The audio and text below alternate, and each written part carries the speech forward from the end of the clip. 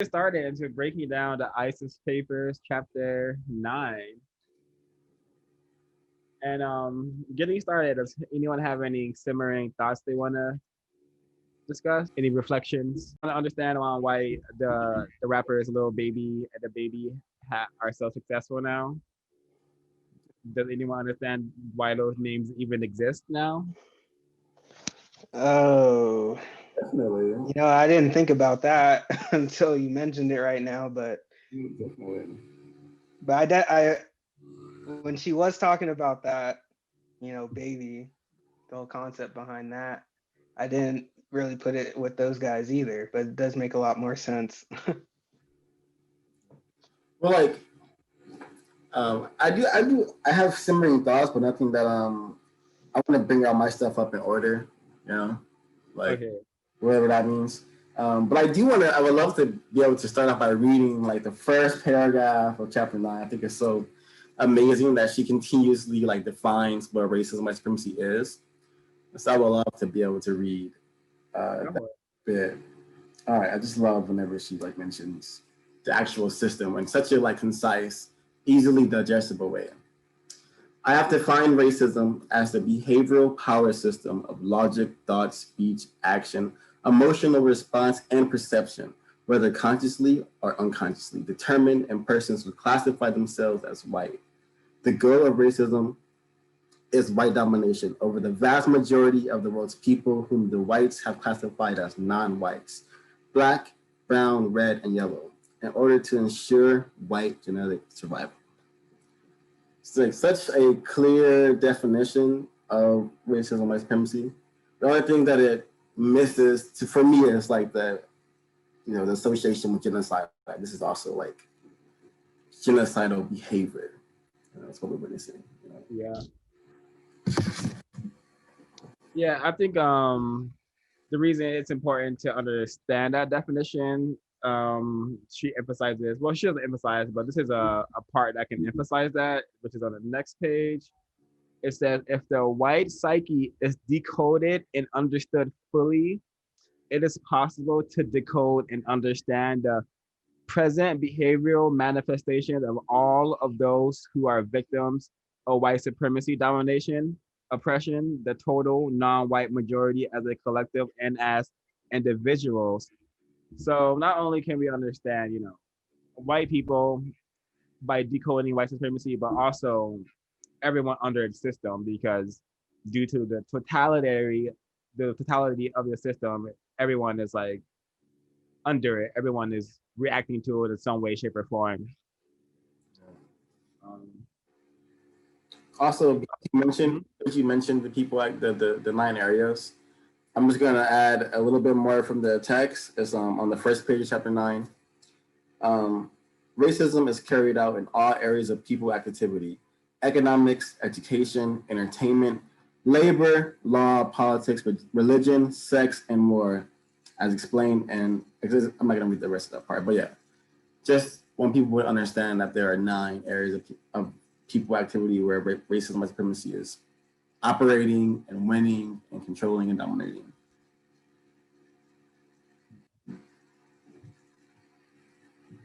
Was there anything from the chapter 9 that someone didn't understand or agree with?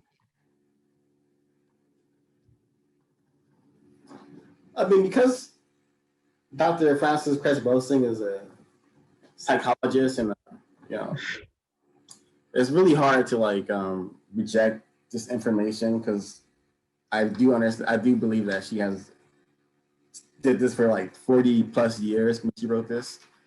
So like the information is just so like I have noticed that yeah, like in relationships, like black men do call their partners like mama. I've noticed that since I was a kid that was kind of like interesting or peculiar that you call your girlfriend the same thing you would call your mom. I always thought it was kind of suspicious.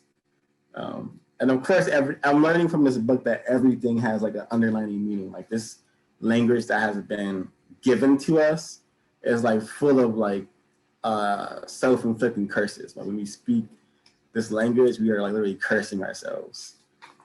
Good morning, everybody. Like, what are you mourning? What bad happened? What thing? Like, I'm on a diet. Like, what part of you is dying? Like, all these things are like, curses. Like, but yeah, so everything has its underlying meaning. Yeah, it's funny you say that. It's funny you say that because when I read that part about referring to your girl or your mom in that same sense, I instantly stopped calling my girlfriend babe or baby. Like I instantly stopped doing that and when I started doing it and actually just saying her name, it just felt so weird. Like, but at the same time, like, why wasn't I doing this before? Like it seemed right, but it was just weird, So that's so there's a lot of stuff going on in this book in chapter 9 and especially in chapter 10. Is really like stuff that I think I'm gonna be struggling with to do, like implementing in my life. So I think that what I want to pick up on what you were talking about, Ezekiel, about just like the terms like babe and baby. I just feel like and not even just those two terms specifically, but the idea that we don't use each other's names as frequently as we should, with that we've decided to use these names, these placeholder names like mama and baby and daddy and all these other kind of things, like to describe fully grown articulate people that exist, instead of saying like it's even the saying something, what's up my nigga, like, you know what I'm saying, like we it's like we look for ways subconsciously to go around calling somebody their name specifically. And I don't know if I ever thought about that fully until I read the ninth chapter of this book that we're reading right now. But why do we go so far out of our way to call people these nicknames and like these shorthand variations of what their names are? Like even oftentimes I feel like Trey, Swa, I mean, any of us really can relate to a time where somebody didn't want to learn our name, so they just made up a nickname for us or something to relieve themselves of like the perceived pressure of learning how to say our names. Like, yeah, that kind of spoke out to me. That jumped out of me when you said what you said about like the terminology and the power of our names. You know what I'm saying? So just going off of what you said again, I felt like, when I was referring to her is that, it's like, I'm not gonna say it's definitely like I wasn't seeing her as a person, but I felt like I wasn't like referring to her in seeing her in an appropriate manner. Like kind of when you say stuff like that, like she says in the book, when you say stuff like that, like it kind of changes the way you might act or believe unconsciously. So I don't know, maybe when you do that, you tend to be like treat someone more like that, sometimes. What? I can agree with that, Loki. Because So you don't put a lot of responsibility on a baby, or you know what I'm saying, or you don't view your mother objectively, like, or you know what I'm saying, like you kind of view things very upset them. Yeah, exactly. So like, that's damn, bro. There's power in the words we say, for sure, no doubt about it. And to try to answer your question, Guy, I think people like to go around giving people their names or calling people their names because that's we just been programmed so well to like dehumanize people and detach and distance ourselves from one another. So I believe that plays a part on why we don't feel necessary to name other humans by preferred names. So I think that I agree as well, and even like I go ahead, bro. I'm sorry. Other people answer, Jai? As well. Yeah. What'd you say, bro? I just was saying, we let other people answer the question if they want to answer the question. Oh, my bad, sorry. Yeah, in the book, the answer is not that there's one singular answer, but like in the book, she does bring up the whole concept of like man and like Black men in general, never really having even being considered actual adults are men, period, and being like officially labeled as subservient in a category of being boy, or anything that's like not, you know, something that would demand, like, I guess, quote unquote, respect and honor, if that's what it's all about. But yeah, I want to read it because it's like it's so like well written and articulated. And it starts with to begin with. This is on page 120 if anyone's interested in like seeing it. I then examined certain other specific patterns of language used by Black males within the white supremacy culture. To begin with, Black males in particular, but also Black females, refer to the white male as the man. Once this term, the man, is thought or uttered, the brain computes, and as much as there are only 5 major categories of people: man, woman, boy, girl, and baby. If the white male is the man, meaning logically the only man, then any other male must be one of the 4 remaining people categories: boy, girl, woman, or baby. Historically, Black males have fought being referred to as boy by white males and females. Only recently has the use of this degrading appellation ceased to some extent, although there is a current television series called Chico and the Man. The title implies the boy and the man. The man, of course, is white, and Chico is a non-white male. So like this thing still kind of happens today.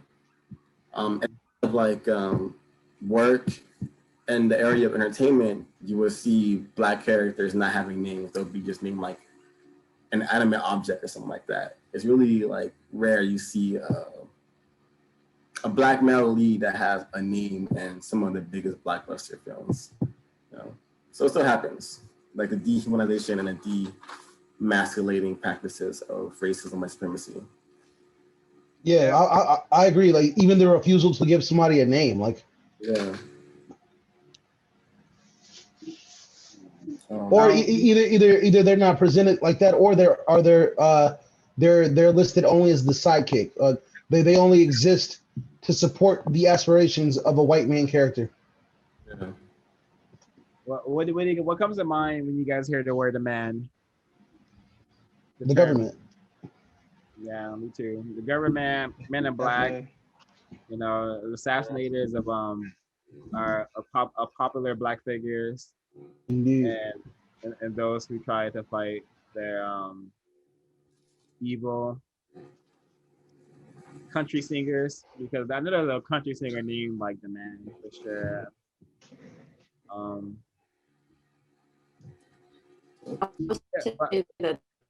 When I hear the word man, I get like crazy anxiety because there's so much going on with that word, and it's almost like it's like a detonator. Just you say it the wrong way. It's just such a sensitive topic, what it means to be a man. So it just gives me a lot of fucking anxiety. Oh, Can you elaborate, please? Yeah.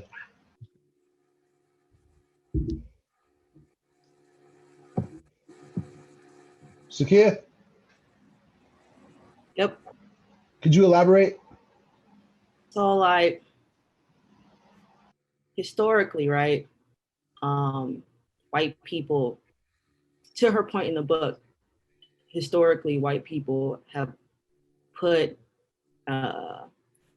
all not non-whites in the boy category, or they put them in other categories. And so there's just this huge anxiety that transfers onto me when it comes to people of color and trying to take their stake in manhood.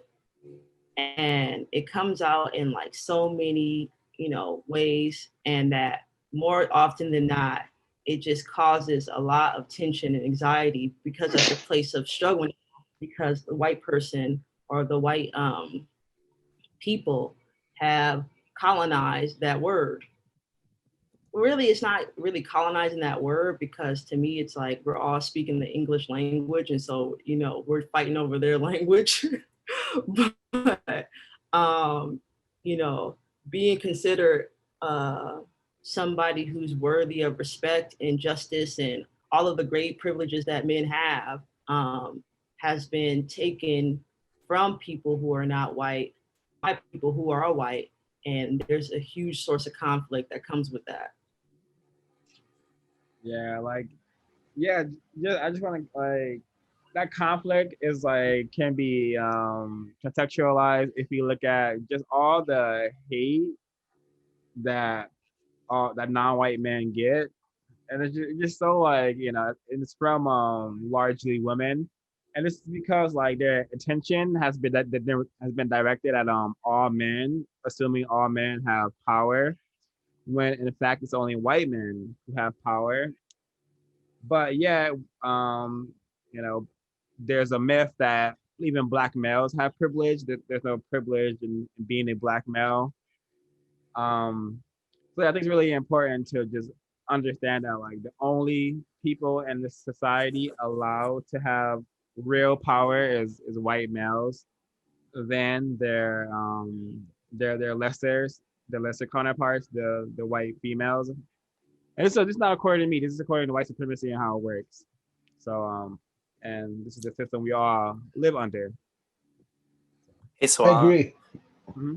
Yeah, that reminds me of how like I'm always frustrated and angered when like a lot of white feminists will just like make very blanketed like statements about how like, oh, all men are just like the worst, and I want to like all men should die, or like things like that, and they're just like not nuanced, and it's they completely ignore the fact that they have such power over black and brown men, Yeah. and like all the history associated with that. That's always bothered me.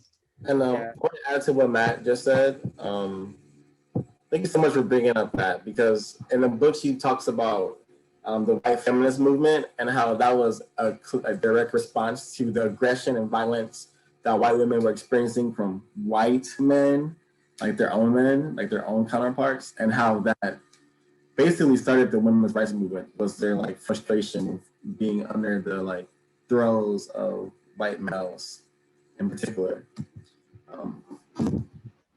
Yeah, And it's also so it seems like that the liberation movement for white women was also so that they can stake their claim in the white supremacy power structure as well, because they felt like they weren't being welcome to the table with the same amount of respect that white men have. Although they both, when I say both, both white men and white women both, get to display these power dynamics over non-white people generally, whether they be men or women.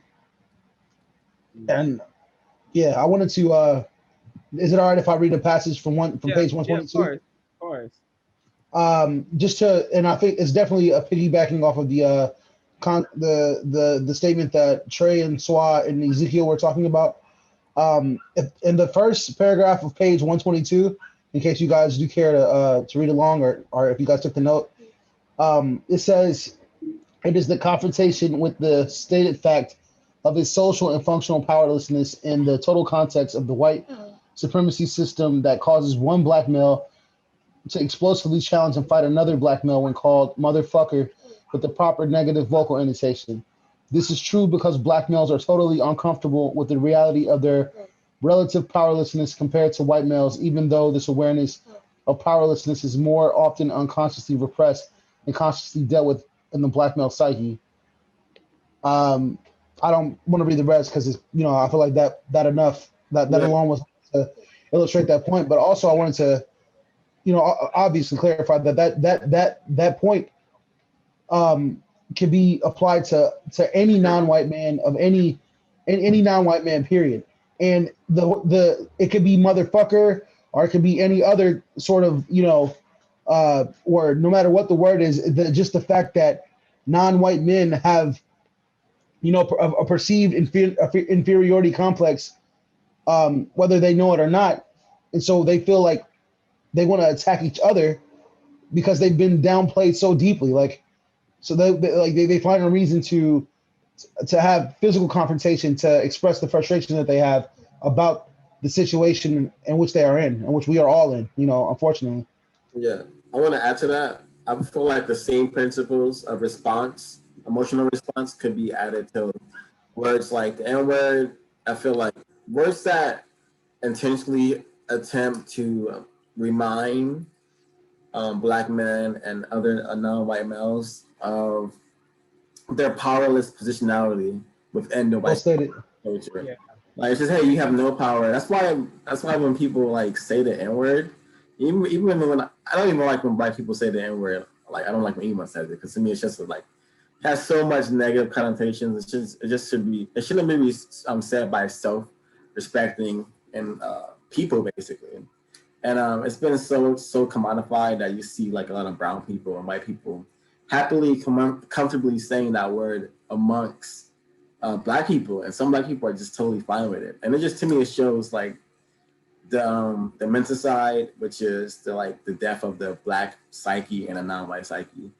And it just shows how like complacent we have become in our own demise by allowing people around us to like just say to just call us niggers into our face and call us niggas to our face. It's like there's no respect that I see in my perception because I'm going based on what I see, which is the norm now. Like you have rappers like 6ix9ine, who to me is they like fit like such a perfect examination of white supremacy, like such a disgusting.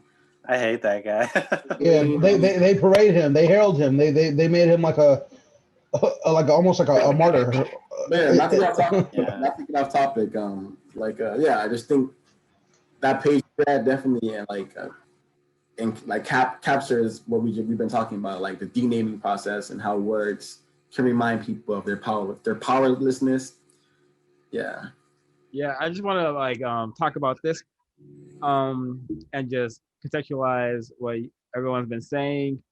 I think it is really good to understand that whenever like a white person or even a victim of white supremacy is aware of the system and how to use it, and they are attacking you verbally, I think it's best to assume what Dr. Cress Welsing is saying on 122.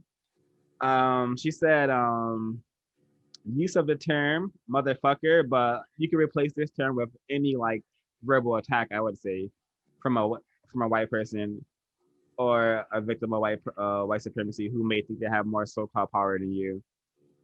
Use of the term motherfucker is said in a specific tone that implies at the unconscious gut level you are a powerless baby, which means which means it's a pact that you are a powerless baby, which means I can do whatever the fuck I want to do. I could beat your ass, like destroy you, because that's what babies are powerless. Babies need protection. You know, it's like you're helpless. You're helpless.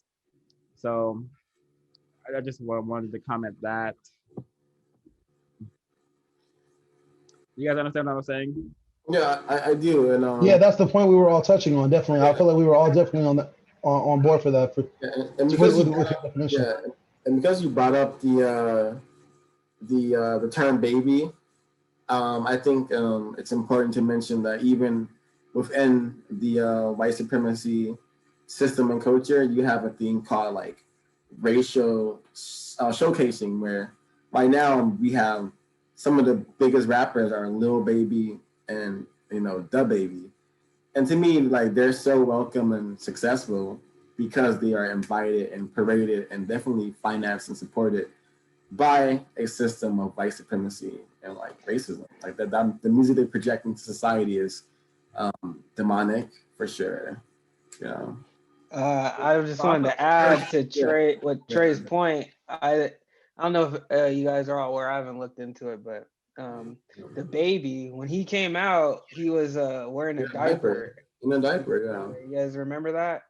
And Yeah. that was basically how he became famous, So I think that's definitely relevant.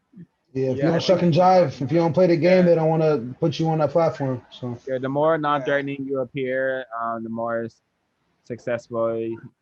Well, the more chances you have at success. You're not threat to white supremacy. Okay, we'll take care of you. The white supremacists will say. I think the best example of that, again, to keep going back to that movie, but the spook is sat by the door specifically showed that the less threatening you are perceived to be, the less eyes are on you. So, I mean, maybe it could be used to an advantage to a degree, but it's definitely a mostly negative situation for the most part. Yeah. Yeah. For sure. So prior to this chapter, were you guys understanding like the gravity of like these these terms? I just wanted to comment. Yeah, I still think it's relevant to the question, but I wanted to comment on kind of just like personally, like what I've seen with that word, like motherfucker. I feel like it does very much carry that like that kind of aura with it when it's said. I definitely would consider it to be fighting words. Usually, Yeah. like that. I think that's definitely the category that kind of word goes into. So when she was speaking about it, it definitely made sense. You know, it's hard not to, like Trey was saying earlier, like the information she's giving, it's hard to deny it, you know. So I just wanted to make that. Also, like as I was reading, like understanding and unpacking this word through this book, it made me think of Samuel L. Jackson, and I was always wondering, like, why do people love when he says motherfucker? I would always, like, why do people love it? Like, and like primarily white people, like, he's paid to say this words like so much, and it all made sense as I'm reading this. I was like, wow, because it's like a term that reminds him of his place, regardless if he knows it or not, you know. It's like, constant reinforcement, constant. Yeah, and then I feel like he's famous. Like a lot of people know him because of that term, you know. Yeah, that's his thing. I bet you white people go up to him and say motherfucker. I bet you they do that. I guarantee it. You know? Speaking of that, I wanted to show some clips of movies where they say motherfucker. And like, that would be perfect. There'll be a lot of fucking clips. No, well, I only have 3. Oh. Yeah. All right. Okay, your host. Damn.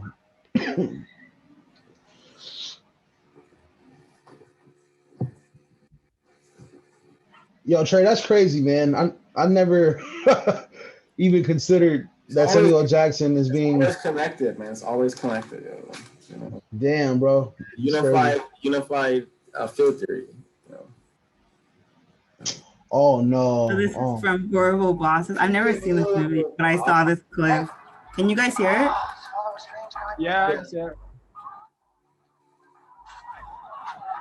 Can you turn it up more? Or does it max? Did you click the share sound button? Oh, sorry. Let me see. Where is that? I've never done that. You have to start it over. Okay. All right, let me try again. So go to share screen and then, oh, okay, I see.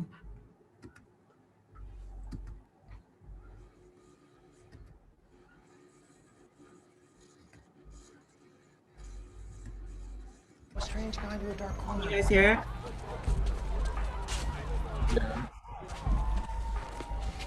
Yeah, I can hear it. Told me I was looking for somebody to help you out with some business. Yep. Well, are you a businessman? Yeah. Motherfucker Jones. How's that? Motherfucker Jones. Your first name is Motherfucker? Last name Jones. You got a problem with that? No. Cool name. Yeah. Is that like on your birth certificate too? No, goofball. My real name is Dean. Dean Jones. That's the same name of the actor in Herbie the Love Bug. Yeah, he's not gonna know who that is. I know who he is, bitch. Sorry. I can't walk around this fucking neighborhood with that Disney-ass name. How'd you get the nickname Motherfucker? When I was a kid, I snuck into my mother's bedroom. Uh-oh. She was laying there naked. Dean. She had been drinking all night. Yuck. And then I snuck up behind her. And then I slipped my fingers into her purse. Purse? You said purse. And I took her money, the whole week's pay. I really fucked her over, and that's how I got the name Motherfucker Jones. Okay, I wanted to show one more too after that one. Hold on. And then this is like from fiction.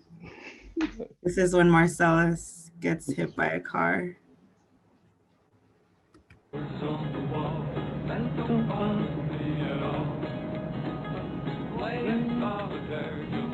I remember this scene.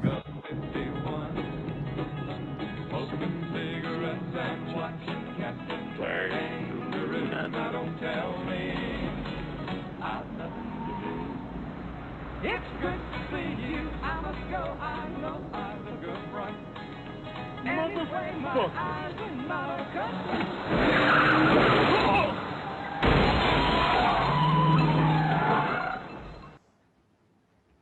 So yeah, that's it. I just interesting like context of Black men using that term. Oh, Zakia, were you not able to see it? I didn't see the comment till now. Oh, okay, cool. Yeah, especially the one with that clip was different because the one in Horrible Bosses, they actually show the mom, and it's a really, really uncomfortable and awkward scene. And it's another sign of projection, you know, of the incest that white people try to project. That was a lot of layers to that one. So that's what I was thinking when he was. That's exactly what I was thinking when he was saying that. And I actually remember thinking that when I saw the film, I was like, "There's no way like a Black person would actually do this to their mother." Not the stealing money part, like the what it was insinuating part, you know, the rape, you know, and you can just say it's a projection of the white psyche from the white psyche, you know, because clearly the writer of this film is a white male. Yeah. Oh shit, man. Yeah.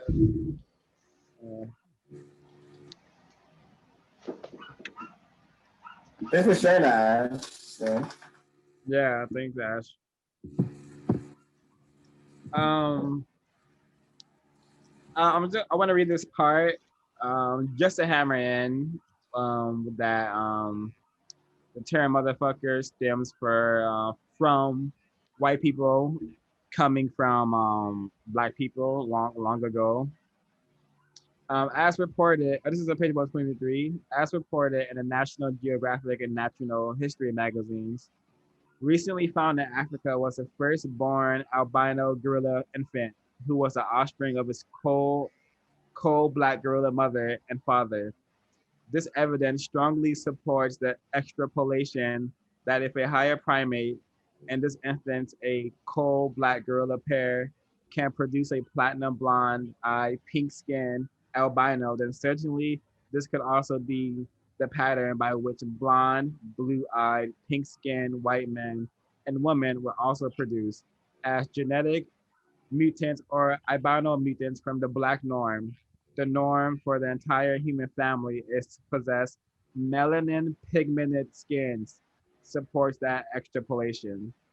So, you know, our white fellow man has serious mommy and daddy issues. I would say. Am I wrong? Is that a correct statement? I think you're on the money. I agree. Wow, what does that phrase mean? Yeah, I want to further unpack the word baby, and also a bit of the whole naming process for Black males and non-whites. I'm gonna start by reading this piece on page 121.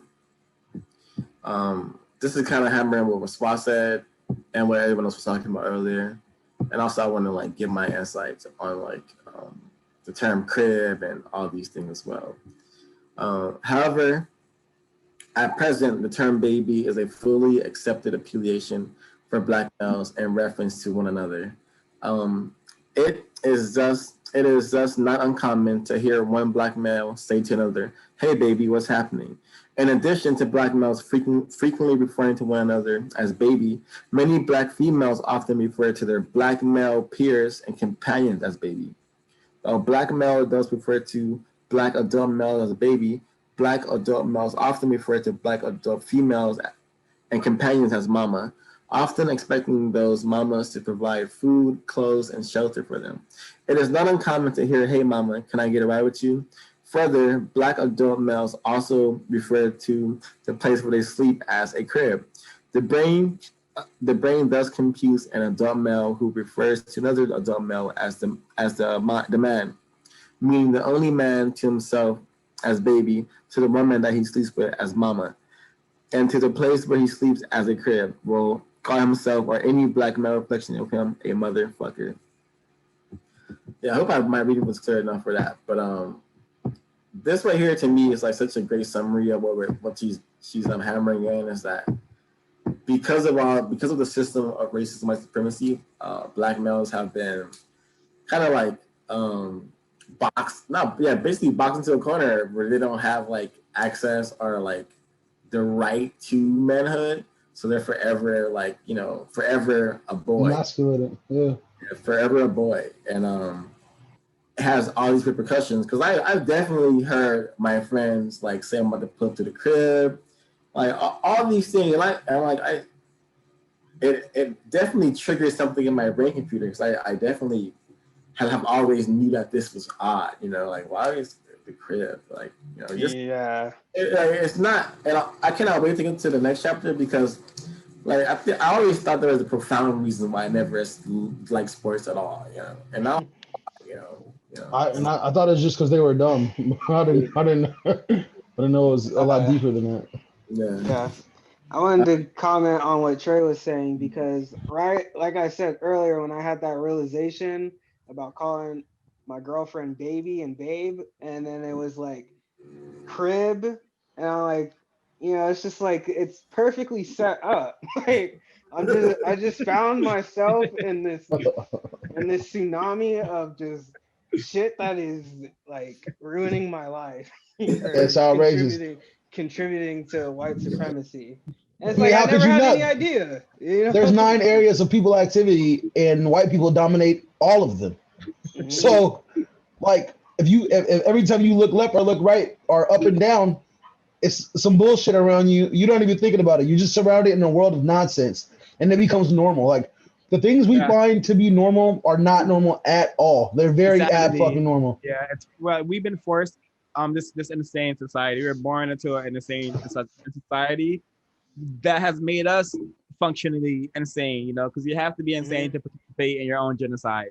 You have to be insane to participate in anything that these white leaders will classify as normal. It's not normal to invade countries and throw bombs on people. It's not normal to fucking watch people be homeless all around you. It's not normal. Only maybe to white people, but not to people who have like a care for their fellow man. It's not normal. So the society is functioning, is like we're insane due to the society. And as we read the code book, we'll be able to regain our sanity. And we're regaining our sanity through this book club period, I would say. Anyway.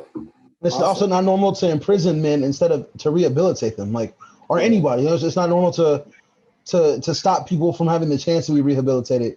And then also, I kind of want to just talk about that really quick, about how people are imprisoned, then they get out of prison, and then they have access to less rights, and the only options they have available to them are to do the things that landed them back at that same spot. So this shit is like, it's like, what is it? It's just constant. It just works for itself. I'm missing the word, but it just it works on itself. It's like cyclical? Return on investment is cyclical. The nature is extremely The shit just works on itself, man. It's like burning midnight oil, you know. It's like you're making money while you're sleeping. So. Absolutely. It's also normal that Flint, Michigan, still doesn't have drinking clean water, you know. Like, and we've all forgot about it because it's not on the news no more. Like entire black town, well, majority population is black, and they're all like, you know, have no water. You know, they have to. Did you know that when that was occurring, that they were threatening to fucking take people's kids away for not paying their utility bills, even though they didn't have access to clean fucking water? That's so messed up. Is insanity. Like, oh my god. You need to call it what it is. It's racism. Yeah, that is what it is. It's not racism. It's environmental racism. Flint. I wanted to comment on Flint. Sorry, but yeah, for me personally, that was one of like the really defining moments where I knew like, all right, something's up. You know, like, because I just felt like, especially at the time, like obviously my consciousness wasn't where it is now, but I'm like, damn, you know, I've been to Ghana in Ghana, so that's something I would expect there, but in the US, a whole city, whole town is on national news and they can't get water in there and clean drinking water. And then on top of that, you start hearing about them providing like the plants over there, the auto plants with clean water, making it happen for them. So Yeah. when I was just like, man, this all right, yeah, I don't know. This place isn't what everyone's chalking it up to be. Yo, Ezekiel, I wanted it's funny that when you said what you said, and then Trey and Ash both also put in the chat why in America we expect things to be a specific way, but in perceived third world countries or whatever, we expect things to not be on the up and up. And why is that? Why is that the case? And Ash, I feel like you have something to say about it, so I would like if you touched on it, if you have anything to say about it specifically, or Trey, like, because you guys brought it up. Like I was gonna say it, but you guys kind of beat me to the punch, so I kind of want to know. You should still share what you wanted to share. My only thought really was why do we normalize it in third world countries? Why is that? Like what is that? To me, because like whenever you like the how Africa particular in mass media culture, it's always underdeveloped. It's always someone that's like, you see kids having to like carry buckets miles and miles to get water. That's like the image that they feed you constantly. They don't feed you like the positive highly technologically advanced side of Africa that really exists. They show you those type of things. They show you like Starving Marvin. Yeah. When I used to go to church, I used to go to youth group, this like very white like church growing up in the suburbs. Like there was this organization called like World Vision, and those were the only images that they would show of like like Black kids in Africa. Like it was just this like totally just impoverished, like false, limited, narrow vision of it. I want to touch on what you were saying, Matt. I was gonna say that we all grew up like constantly seeing that Africa is like an impoverished continent. I knew I grew up watching like those commercials with African children, send $20. And that really collectively has like destroyed a lot of like Africa's like image. So when we automatically associate Africa with poverty, disease, bugs, and just all things like bad. So that's a part of the programming. I wanted to ask, why do you think America runs smear campaigns on other countries, like other continents? Like that's what it is. Like that's what that is. Before you want answers, I just wanted to add one more thing that said about like how Africa is portrayed, and also what Matt has said about how Africa is portrayed. Also understand that an entire biological weapon, which is HIV/AIDS, was created and then distributed in Africa, and now people think it's when people think of Africa, they think AIDS. That's true. That is also a manifestation of the white supremacy. That's major. And system like that. Yeah, they actually believe that this weapon that was created to like depopulate Africans was created by them engaging in bestiality. And that's actually what has been proven to be a theme. Isn't that mentioned in the Iceman Inheritance? That's definitely a part of the root nature of the European, according to Iceman Inheritance and other white scholars. I'd like to answer Jair's question. Like you would see America and European countries and the whole European nations do smear campaigns on brown countries and Black countries, because that's how you justify going into those countries and taking those resources and also killing those people, because that is how white supremacy works. Everyone who is non-white is disposable, and their resources likes to be taken by the white supremacy. I agree, and I also wanted to touch on what you said right there about how that's used as justification to infiltrate other countries and things like that. And I also wanted to something that occurred to me while you said what you said is another reason that they may run these smear campaigns against other continents and countries is because they want the people who have been displaced in the United States to not feel urgency to go and reconnect with their roots and to stay like members of the machine. And as long as you don't feel like there's something for you to find, because if you think Africa is only AIDS and poverty, then you're not gonna want to go there, and you're not gonna want to get to reconnect.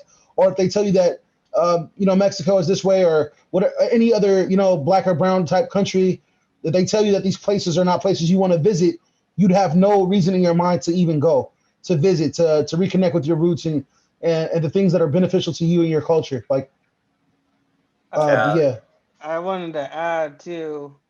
I also think like you guys, like I just wanted to throw this out there too. Like a lot of like Black Americans, Africans in America, Africans in America also feel like they're better off than people in Africa currently. With the conditions that they live in, they feel that they're better off.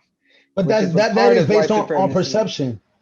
Yeah, no, that's white supremacy. Ezekiel's trying to say that it's a tool to make you think that, well, at least you're not like, living like African. Like, so be happy with, being murdered and stuff here. Yeah, and being at the bottom of the fucking list every time and being looked over and not having fucking clean drinking water. That's fucking crazy.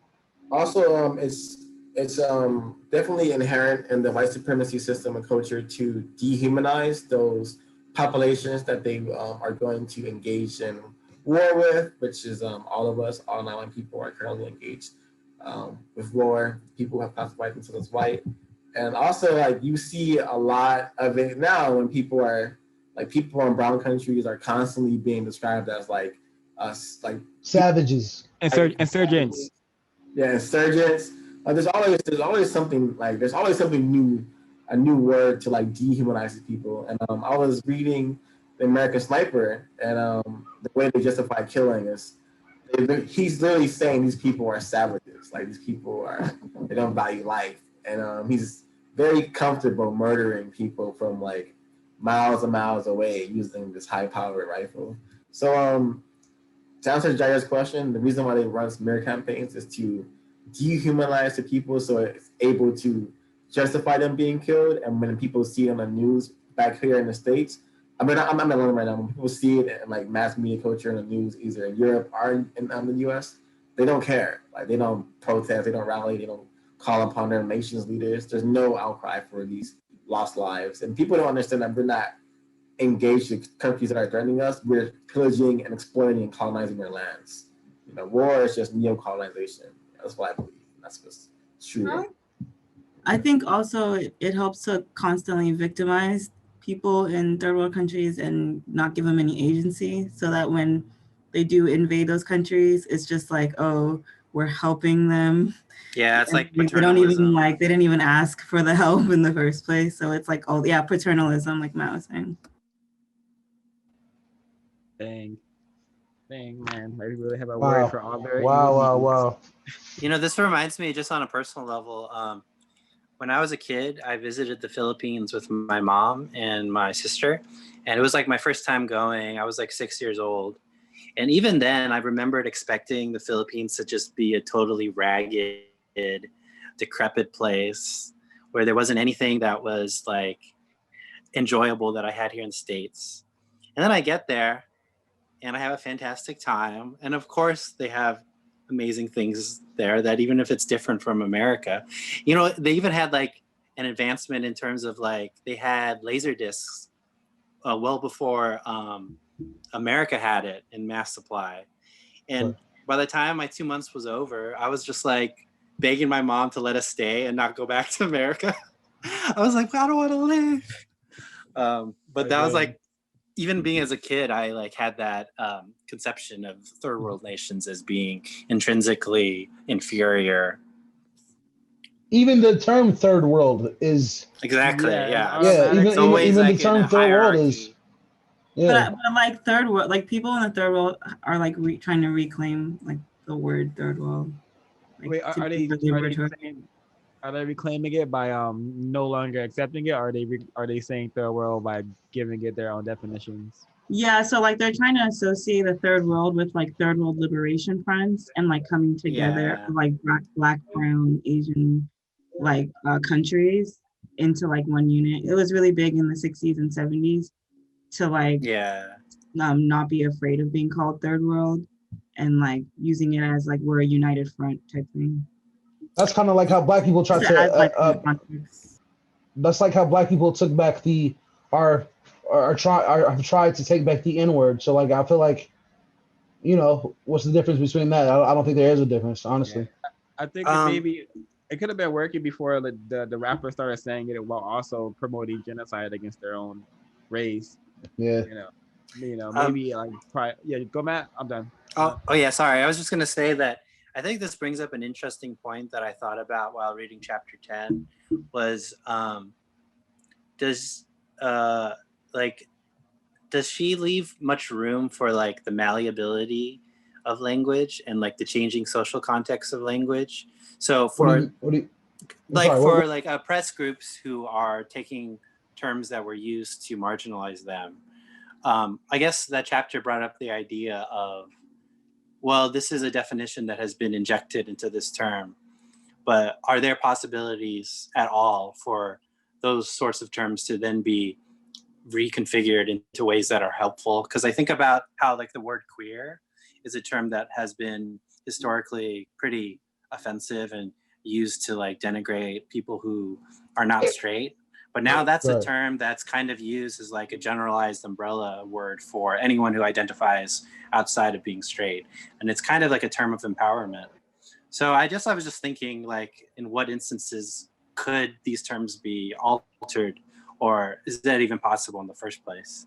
I think the only way that these terms could be used like to empower is if white people if white people can't control the narratives for these terms. The narrative, yeah, that makes sense. And I feel like the N-word, like just for example, like the word nigga, like Swal was saying, maybe the word nigga, it was like a reclamation, but once these record companies that are owned almost exclusively by white people were making profit about talking about Black Death, then like where's the power in that? There is no power in that. There's no power in that. So maybe potentially it could be, but as long as white people can commodify it, then we stand to lose a lot. But I think reclamation is kind of like also like being a little like almost kind of closed-minded in that, like, why don't we just like make a new language in general instead of like taking things that oppress us and forming new things from it, because it may still always have that charged history when we speak it out loud. And I think sometimes it's just better to like start anew, I think. When I was younger, I understood the word queer just as meaning weird, and that's why I like used to identify with it, and I kind of still identify with it because to me queer just means weird, and what's weird in society is not going against the norm, and what's norm in society accepting genocide, racism, white supremacy. So I understand what Matt is entirely saying, but I think with like the system of white supremacy, it's like incredibly hard. We need to just be as constructive as possible whenever when we can.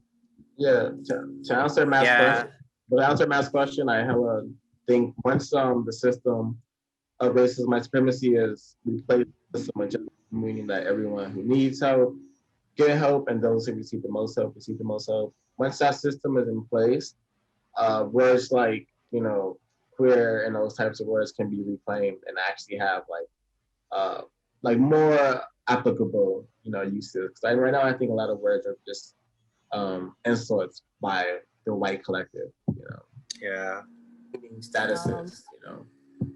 I was gonna say, as far as the N-word, how much is our need to try to reclaim it based off the fact that it's been sedimented so deeply into the culture that it's hard to uproot, because the history of it is like, it's not a word that came from within the community. It's a word that came from outside. And it's been sedimented almost in the same way with, Black women who wear weaves, and the weave culture is just so big now. And so it's so like, man, the technology is just nuts at this point.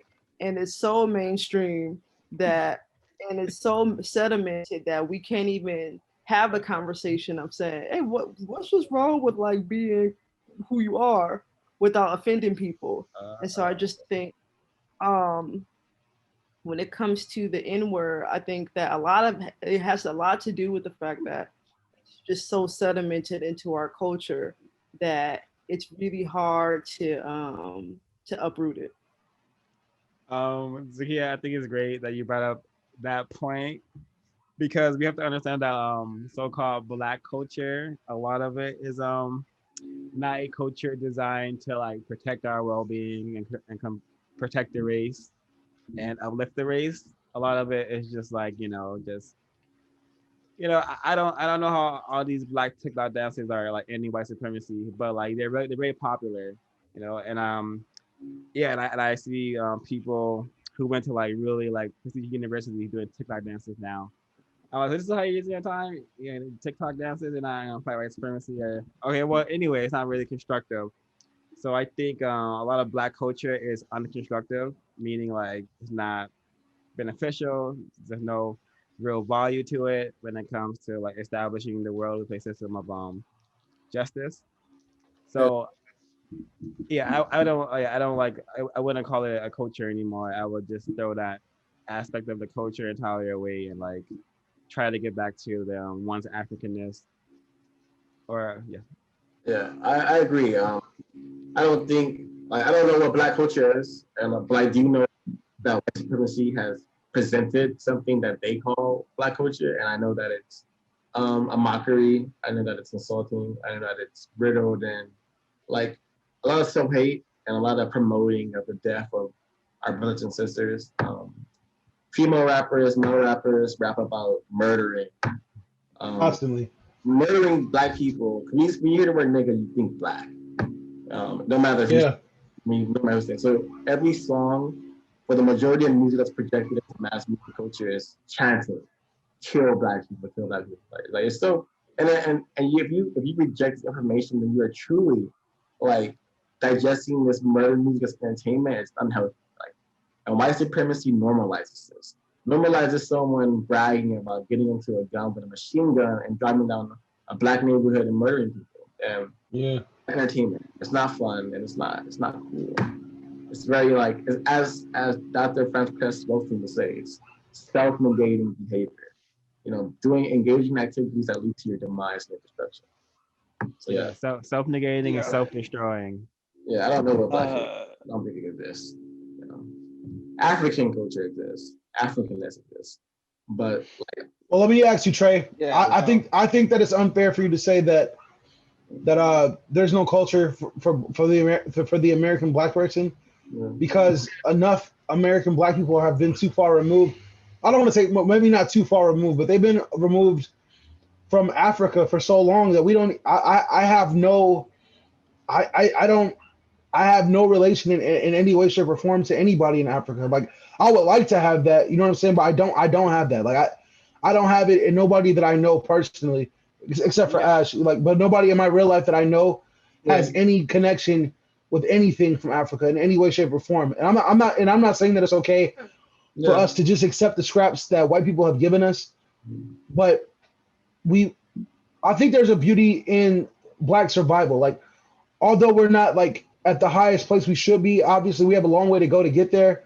Yeah. There's a beauty in the strength that Black people possess, and I think that we do have a art, some sort of historical art or something to that degree. We have a culture, like, despite the fact that hip hop right now is not, the greatest thing. That is our culture. That's literally our. Yeah. That's us taking the pieces and making them work for us. Like that is our existence. Okay, so what's your definition of culture? I want to respond to Jair really quickly. The definition of culture is a group of people, like quote unquote, like Black people working together to uplift each other and building a community that sustains and uplifts every member of the community. To me, that's what culture is supposed to be. What we have now is a reaction to racism and supremacy. Like, we have been reacting to it, and we have developed behavioral patterns that could be sentimental, could be artistic, could be enjoyable, and could be like commodified. But to me, that's not uplifting us as a Black unit. We are constantly surviving, and to me, there's no beauty in surviving. It sucks surviving. I want to be free. I don't want to survive. So there are steps to take, and I feel like I feel like, unfortunately, like for I would say for worse at this point, because I'm not gonna say for better, but our culture is reactive, and maybe that's not the best But culture to have. That's but not like, even. That's not a culture. so you don't think that we have any? You don't think that we have any culture at all? Like you think that we're just a cultureless people running around? I think we are forced to exist in a white supremacist culture. Therefore, we have to create our own culture of counter racism. You don't have to involve Africa in that, but I'm sure it will probably help. You know, I have no so-called connections to Africa, but I know that I'm Black. Therefore I am African. That's all the logic I need to like get power from Africa. So but just to be clear, I wasn't saying that we should not seek that power from from Africa. I'm never saying that we should not be trying to reconnect, because 100% we should. We should definitely be at all costs. But at the same time, I kind of feel I disagree, and maybe I feel like I don't have the words to express. What's culture for you? That they just tell us their definition of culture. Maybe my perception is limited, but to me the only culture that I can recognize from Black Americans is from music. Period. Like most popular genres of music that exist are from Black people, and I know that that's a part of the entertainment aspect of the people activity, and it's been commodified to death. But at the real foundation, the real source, the soul of that kind of situation is from Black people, and from the roots, from their time spent in America. And maybe that's not culture to you guys, but that's culture to me. Like I'm not trying to to argue like that it's not culture, because it is culture to me. Like, but I do understand your point though. Well, it is culture, because culture is just what you do. But I'm saying we need a culture that is geared towards our survival. Liberation. Yeah. I agree. Yeah. The culture just what white people have, a culture that is geared toward their ultimate survival at the cost of other people and their cultures. And that's the issue here. Yeah, I mean, I put in the chat that I'm pretty sure I'm accurate with this. Yeah, I saw it. The number one export is entertainment. Yeah, so I feel when you're talking about culture, America is selling that culture. They're commodifying it, and I think I'm not sure if you can do that with a culture.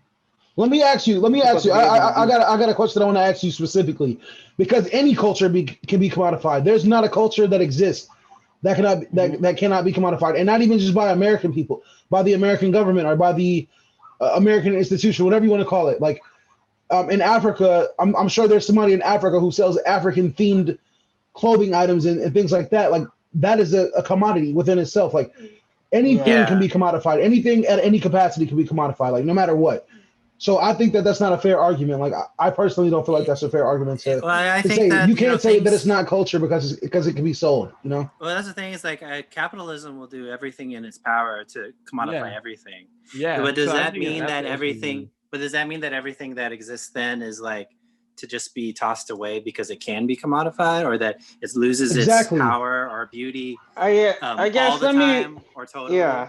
Let me rephrase what I was saying, because about Black culture, specifically with it being music, I think in like white supremacy and white supremacist culture, thing like I think Black people are allowed to have hip hop and just that culture because it makes white supremacy so much money.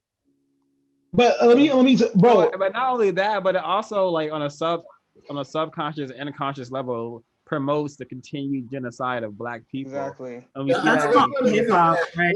Something different Ben about this. But also not all hip hop. Yeah, not all hip hop. But unfortunately, the popular consensus is dangerous. It's negative. It's problematic. But even outside of hip hop, like I don't want to get too fixated on the entertainment aspect, but in the reality, Black people kind of we excel in this entertainment space. So it is what it is.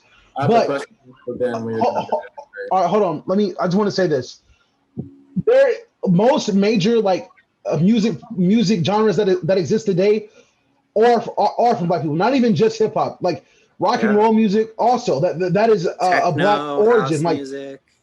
come on, talk to him, bro. I'm so serious because we there's a lot of ingenuity is culture to me. Like, and we're innovative. Like we innovated an entire, like, from the ashes of the struggle, we created something beautiful. And unfortunately, it has been commodified, and that's fucked up, and it's not right.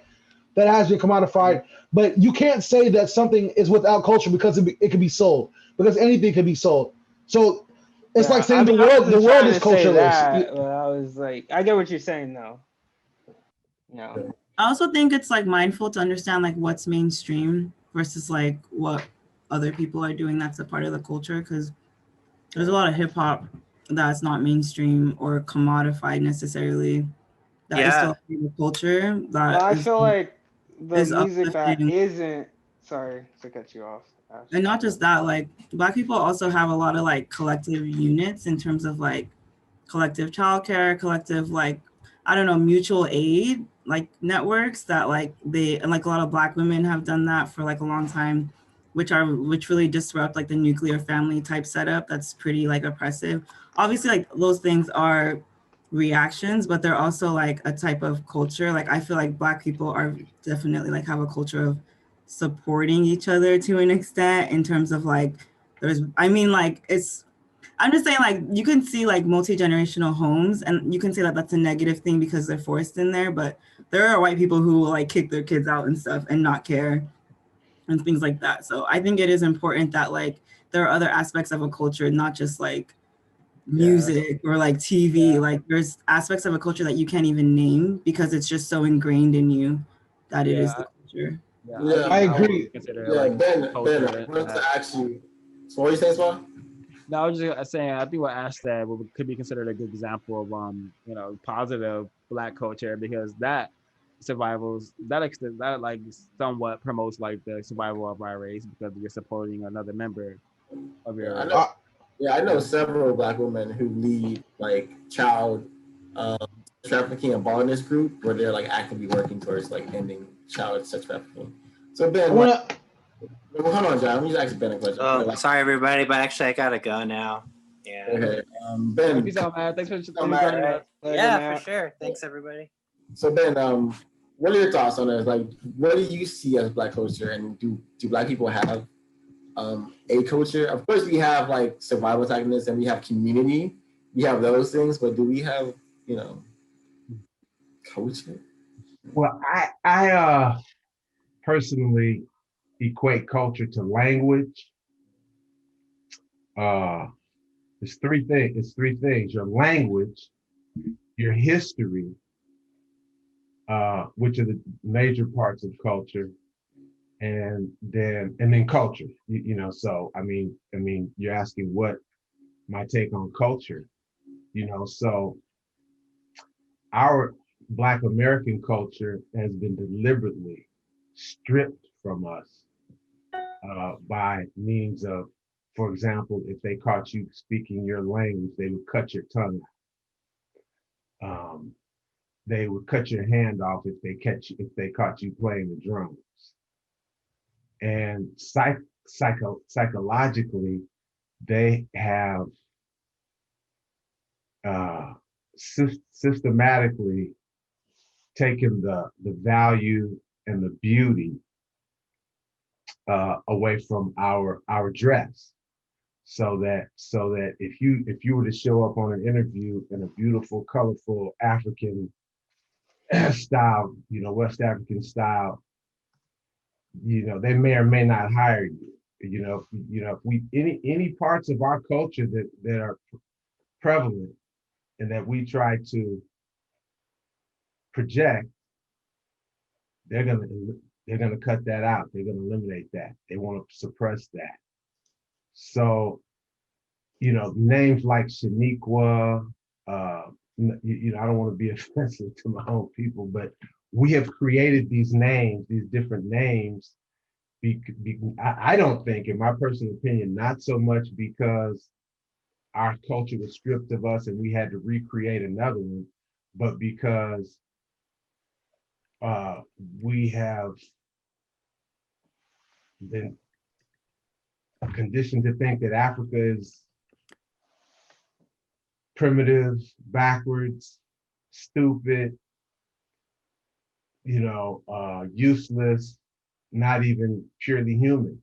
I heard, my mother, my white mother, was the only white national executive officer of the National Council of Negro Women. They used to have meetings here. And one of her Black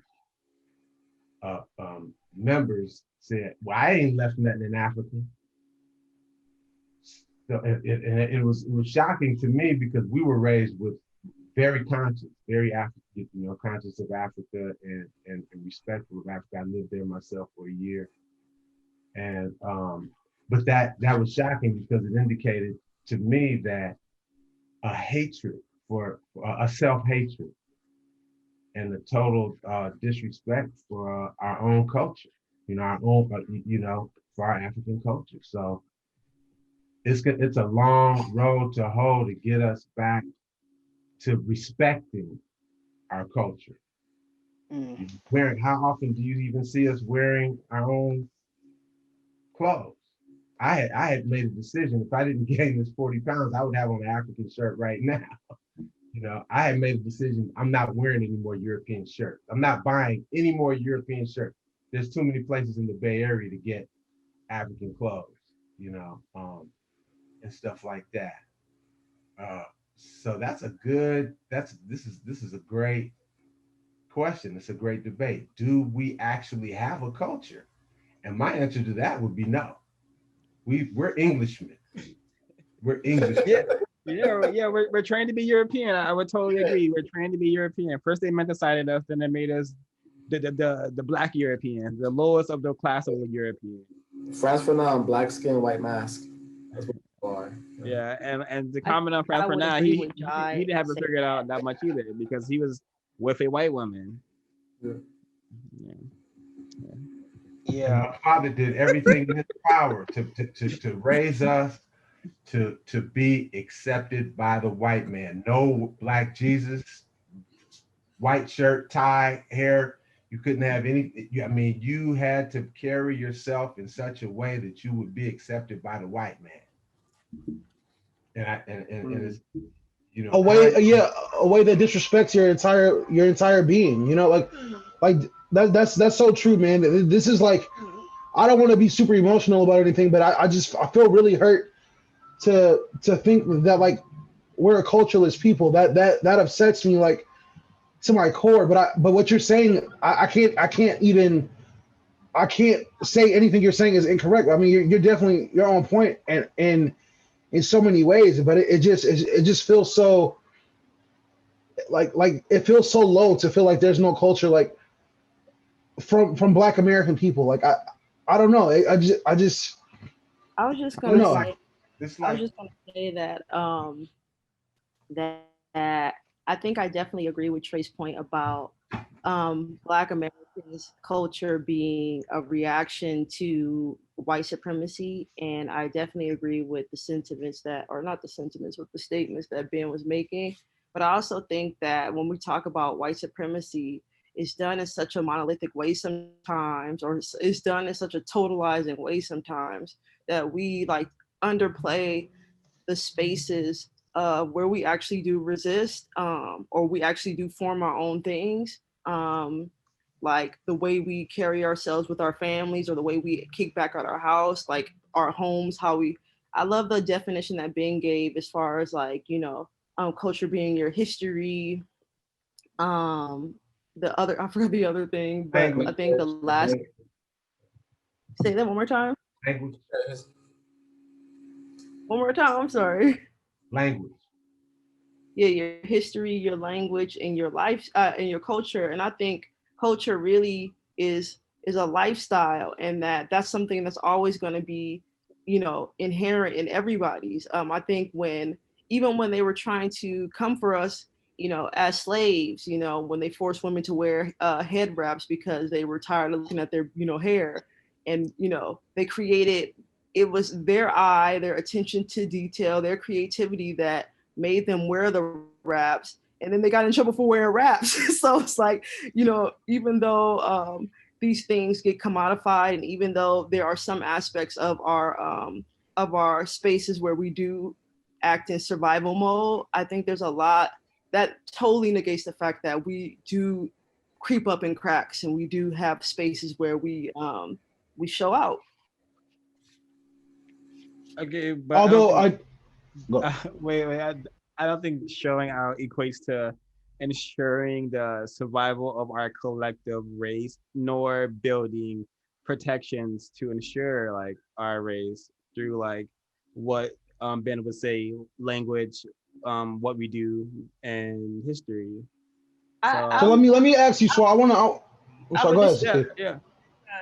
Because that, how are we even here? You know, I think that in that statement just takes away from the fact that we are a part of a long struggle. Like, we didn't get here on ourselves. We didn't just start this book club. This book club probably has cosmically been happening for a very long time, and we're just, you know, spiritually taking the torch. You know, so I think that when you say, well, it's not liberating, I will beg to differ, because we're doing the liberating work right now, and I also think that we couldn't exist without it.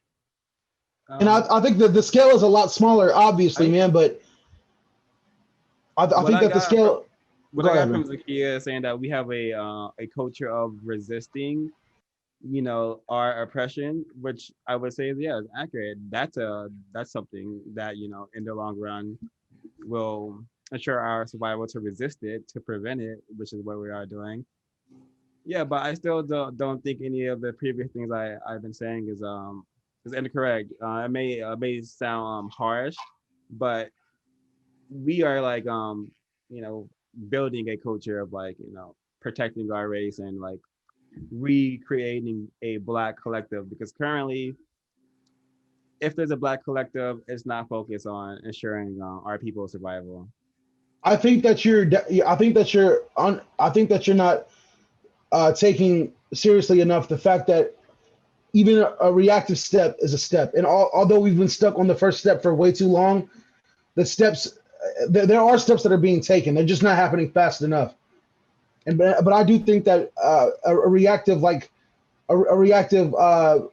of existing, like through art, I think that that's important. And I think to say that it's not culture, I think that's extremely dismissive. That's how I feel. Like, and yeah, I agree with that. I agree with that. You know, I agree with that. You know, like for example, my great grandparents. I'm writing a book now, doing some research. Were escaped slaves, and so a lot of the slaves, a lot of our ancestors had their church services in hiding. Not the ones where they were in front of the white folks, but afterwards, behind the barn, out in the field, the secret campground meetings, where they would go into trance. They didn't worship the same way white folks. They brought their African culture. Same thing in Brazil, you know, the candomblé religions, where they would secretly worship their own gods and use the Catholic symbols as a front. And they would pretend they were worshiping the Catholic deities, but they would be worshiping their own gods. And so it's inevitable that actually, in reality, in the history, all culture comes from Africa. All, you know, even those nice suits and stuff, those Moors brought fashion to Europe. All music, that's a very good point. All music, all American forms of music were derived from those old Negro spirituals, which evolved into the blues, and then to jazz, and then the blues, and then rock and roll, and then, you know, R&B and hip hop, and all forms of American music sprung from those beats, from those old Negro spirituals. So it's like a quilt in a way of culture, and you know, so that all of our cultural and the food as well. You know, there's elements of our culture all throughout this society, but as a collective, you know, as a block collective, such as the Hispanic people, you go to any town in any any state in this country, you see if there are that population, if they have that population, you see a Chinatown, you see a Hispanic community, you see, and not to mention the Jewish communities, which is Wall Street basically, just by collectively sticking together. And that's how our culture has not amalgamated. We haven't been able to come together to actually say, look, we have a culture. We're the only people on the planet that does not have a language. Even the people in the Caribbean, when I was in Belize, they're speaking this, they can shortwave you out of the conversation, just speaking that Creole. And we actually do, just those Gullah people in South Carolina and some of the Geeches in Louisiana, that's really our language, and so we're probably the only people on the planet, except for I mean, even the European Black people are in touch, most of them, with their African tribe and their African languages. So we're unique in that area, that we do not have our own language. Yeah, and Jaya, I would definitely consider you rapping about, ending white supremacy, rapping about uplifting your race, like culture, because that's trying to ensure our people's survival. That's what I would qualify as like culture, or at least, if you want to use the regular definition of culture, which is just what people do, then you can really call anything culture, which is why it's important to have a culture with like objective and whatnot. The white people have a cultural objective, which is to ensure their white genetic survival. Therefore, everything in our culture should be in some way, in some shape or form, gonna maintain, refine our way of ensuring our people's race and survival. Just how white supremacy has 9 people areas activities, which ensure their domination. Well, we don't need to maintain. We need to ascend, like in all 9 areas, definitely, like considerably. We need to ascend a lot faster. Yeah, I hope you understand what I'm saying. I'm not trying to. No, I hear you. Totally I'm not validate. All Black people. I'm just saying, like, we need a cultural objective that is gonna ensure our people's survival. I agree with that. Just commenting on that, because I feel like we will need to address it, because for me personally, I grew up, my dad is from Africa, straight from Ghana. I need to stop saying Africa and be specific, or I'm not sure about that. So, okay, but Africa, yeah. He and my mom, she grew up here in America, so I've always kind of been kind of aware of the privilege almost it is to know where your parents come from, so like very young, I was aware of that. I would tell other people, especially other Black people, that they're from Africa. And, Ben said it a little bit earlier, he called it self-hate, but, they were more often than not, it was other Black people, making those kind of derogatory and, the clicking sound. That's the menticide. Yeah. So I've always kind of been aware of that. And I just kind of want to make that comment that I do feel for those of us who haven't been back there, but also too, it's, the culture there isn't totally and completely isn't Ghana's culture, because, Christianity and all that seeped in over there. So, but I do feel like that may be somewhere we need to address, because I feel like there's a huge divide between Africans and African Americans that obviously is because of white supremacy, but it's just something that I personally have never understood. But I understand it, but it just doesn't make sense to me. Yeah, well, I agree, and I think too, it's like when I came to America, I definitely felt like almost like shamed or like ashamed of being African because of the connotation.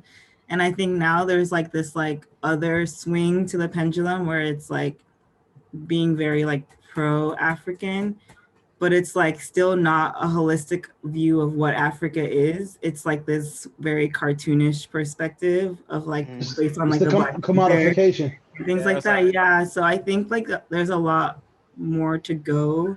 And I think also like, you know, as someone who's from Ghana, I don't even know how connected I am to Ghana. You know what I mean? Like it's, I think it's much more complicated than it's just like the motherland. Like I think, and I think I don't know what I'm trying to say, but it's mostly just like, I think that we need to like really have a much more complex understanding of Africa. It's a whole continent. There's so many people, there's so many different tribes, so many different languages, so many different social structures. And there's always going to be something that resonates with you, but to have a non like nuanced idea of Africa is, I think, also pretty detrimental. I also think that when people start having this weird European lens on Africa, it'll help them exist more purposefully in America. Because if you can respect like where you're from, like originally, like although you may not have like a specific connection, but if you can respect, like if Black people in America can respect African people and African culture and African and you know customs and things like that, then they would have. I feel like we would personally have an easier time respecting ourselves and not ending up in situations and being so gullible, and just taking whatever handouts we get from white people. Like we would exist with more purpose, I feel like. But I think it starts with getting in touch with your cultural identity. You know, what is this chapter about? It's about being like powerless. Like, why does the term motherfucker? Why do these verbal attacks equate so much like animosity amongst our people? And because we don't know ourselves. Yeah, no, because we're powerless. Like due to us being powerless, like you know, our culture is, you know, not a strong culture because we are like. And also, what Jared said, because we don't know ourselves, that is, be powerless. You will not know yourself. That's how you remain powerless. Yeah. So what that's what the other book said. Is it like the origins of like it's one of the origins in the mythos is that you know, it's very important to know thyself. You know. Kanye West had a song, lyric in one of his songs that said, "They made us hate ourselves, and love their wealth." Yeah. And dang, yeah. That in a nutshell really sizes it all up. That culture White supremacy doesn't matter. All that matters is the almighty dollar. And then, and you know, in my era, Chuck D was actually Public Enemy was number one on the top of the charts for the entire year. I mean, you know, the Black consciousness.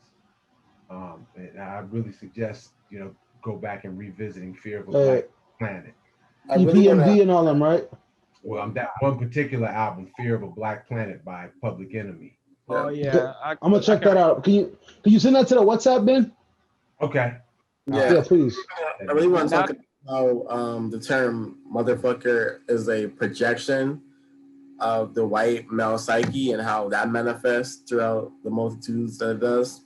For example, how in the book she talked about how I think I forgot the singer's name, but he was a white musician who wore blackface as he performed, but he always had his white lip visible. So the reminder of the genetic deficiency that white people have, which is the lack of melanin and the fact that they're albino mutants. And the fact that he has one of his most famous songs is called Mammy, and it's about him loving his like black mother, and of course the name is Mammy, and it also shows how while performing in blackface, this white man is able to fantasize about one, having melanin, and two, like being a black man and having this love, like having love from a black woman and being a Black Planet by Chuck D. Yeah. Yeah, it's really interesting when. Sorry, go ahead. Swan. Yeah, I wanna. But maybe you should go because I wanted to read something. So you should go, Ash. I was gonna read something too. It's fine. I also want to read. We should go in order though.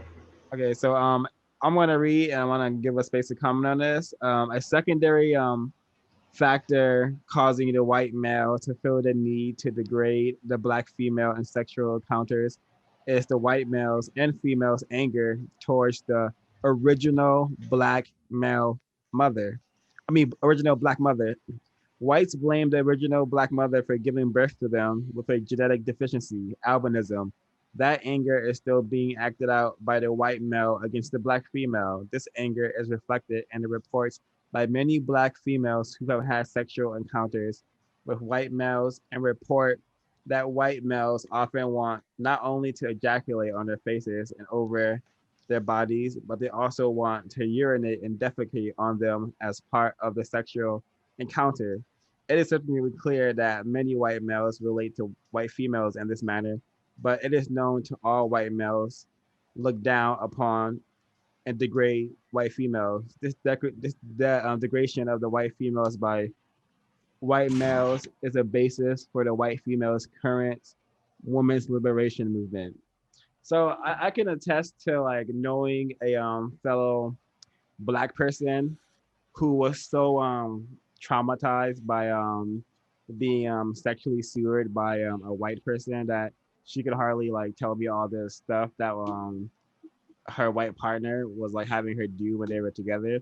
So this is very like real. This is why I think tragic arrangements are very dangerous and not just I wouldn't participate in them. Any comments? Anyone want to comment on what I said? Yeah, I have read that, and then I immediately thought like this is something that I suspect because I have so many black women in my life tell me like the horror stories that they have had while dating their dating white men, and it's always the same story, like them being abused sexually and being forced to perform these particular roles, especially during sexual encounters, and it's always racially motivated. Motivated. That's what I'm looking for. Motivated, and it's just so dehumanizing. And to me, like when she said like shit and piss on them, I'm like, yeah, that's disgusting. That's what someone who wants complete power would do. They want you to be nothing. So I shit on this person's face. Like they want to have that power. And they want to have that image living in your mind and their mind as well. And then to allow it to happen, like it shows that you are definitely like a victim of racism, white supremacy. You definitely are being groomed and programmed consciously or unconsciously. And my view on that was that as far as like somebody wanting to ejaculate on a person, I thought that specifically got back into the whole concept of like genetic material and controlling genetic material. This is like this white person's opportunity to assert their dominance over a person, and by like degrade genetic material. Yeah, by spilling their genetic material on a person's body, it's like a power trip to them. Like, yeah, look, now my genetics are powerful because they dominated you. Like, they feel like their genetic fluid is giving them power over their sexual partners. Like, and that's the way I was thinking about it. And I put in the chat a map of Pornhub searches. The most common ones in by state, and that's what I thought of. I thought of that article when I read the section I was talking about how in the South the most common search is ebony, and how that's like the place where Black people were like, treated the worst. Treated the worst. And it totally fits into that whole like the projection, this kind of incestual, like wanting to go back to the Black mother type thing that Dr. Welsing was talking about. Yeah, the narrative is inescapable for sure. I know that's true. I know that's true that Black men want to degrade and abuse white men want to degrade and abuse black women, but typically when you see that kind of behavior, it's reverse projection, because I've heard of cases more so where they want the women to do that to them. They want to be degraded because they feel totally. I mean, how could you? I mean, I can't even put words to wanting. Yeah, me neither. No, but I know what you're saying. I know what you're saying for sure. Yeah. Were you done? I mean, were you done? Because I wanted to answer that for sure. Yeah, go ahead.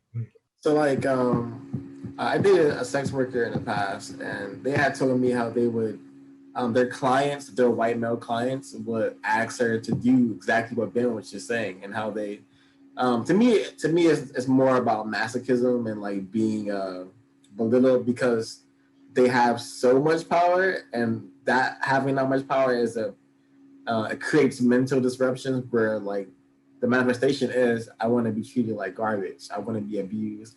I want my body to be physically harmed. Like they participate and enhance like masochistic behavior where like they want to be destroyed. And to me, this is self-destroying, self-negating behavior patterns. I wanted to touch on that, Trey, because these meetings they get so involved that I remember one point at one of the meetings we had before, me and Ash were talking about it. I think Ash more specifically though, she had more of a stronger point about it. But although those men might pay these sex workers to perform these acts, they still have the power. At the end of the day, which I find to be very concerning, because although they are looking to be treated a certain way in a sexual capacity, they still maintain the power in that situation, Which brings me back to the music, because our music is more full of sexual innuendo than any other genre. That's almost all we talk about, besides violence and money and ego and blinging, except for the few handful of conscious. And if you can control a person's music, you can control a person. And so getting back to when Chuck D became big and he came out with that album, they took all of his backing away and they started pouring money into Death Row, Def Jam, all the gangster rap, all of the, music that would continue to promote self-destruction. Yeah, Ben, you saying Def Jam out loud just reminded me, and for the first time allowed me to hear it for what it is. Def Jam and Death Row, the two, East Coast Def Jam, West Coast Death Row. Yeah, but to me, it's like they mean the same thing. They're both saying the demise of life, And I never even like understood or was able to vocally hear it as it is. It's like Def Jam. That's crazy.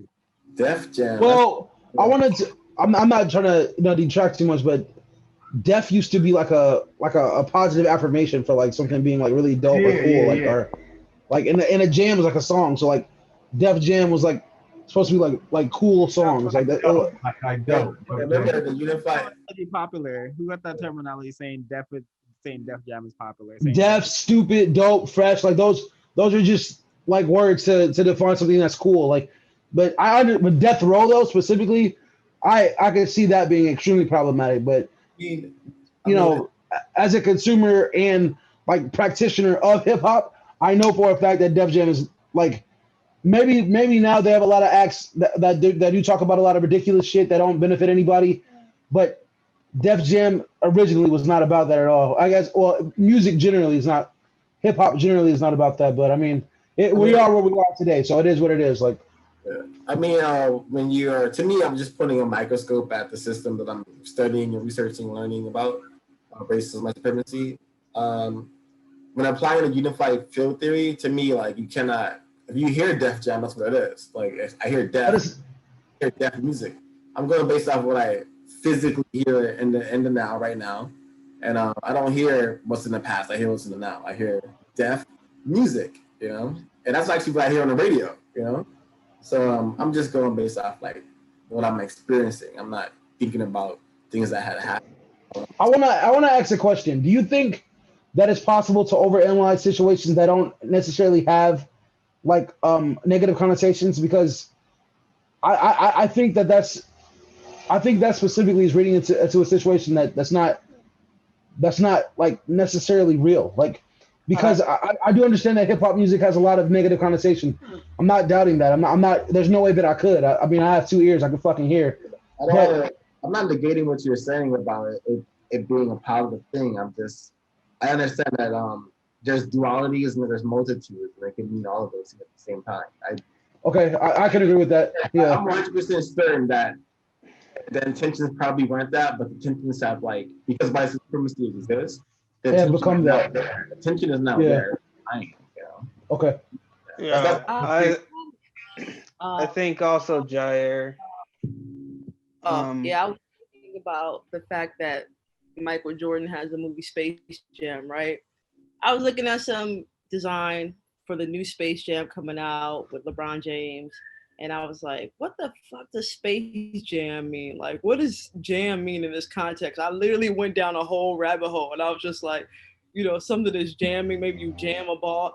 This is the craziest shit this is the crazy part about language, right? Because it trips you up like that. Like, in the Def Jam context, we say music, but what does it mean in the Space Jam context? And to me, I know this is like a long-winded thing, but what I'm basically trying to say is that Def Jam is a commodity just as much as Space Jam is a commodity.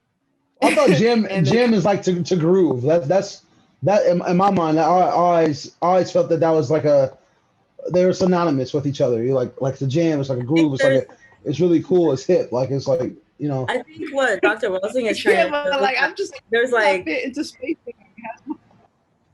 There's like a meaning to them, obviously, that you can get like from history, but there's also a deeper meaning subconsciously that we're getting based on understanding like white supremacy. You can always like find, I'm like, they probably, it comes from this, but like, yeah, like what Swa was saying, how did it gain that popularity? How did that even become a thought, right? Like, how did jam as a form of like dancing become a thought? Yeah, I wanted to comment on what Jair was also saying earlier, just about with the language. You know, I'm sure, like,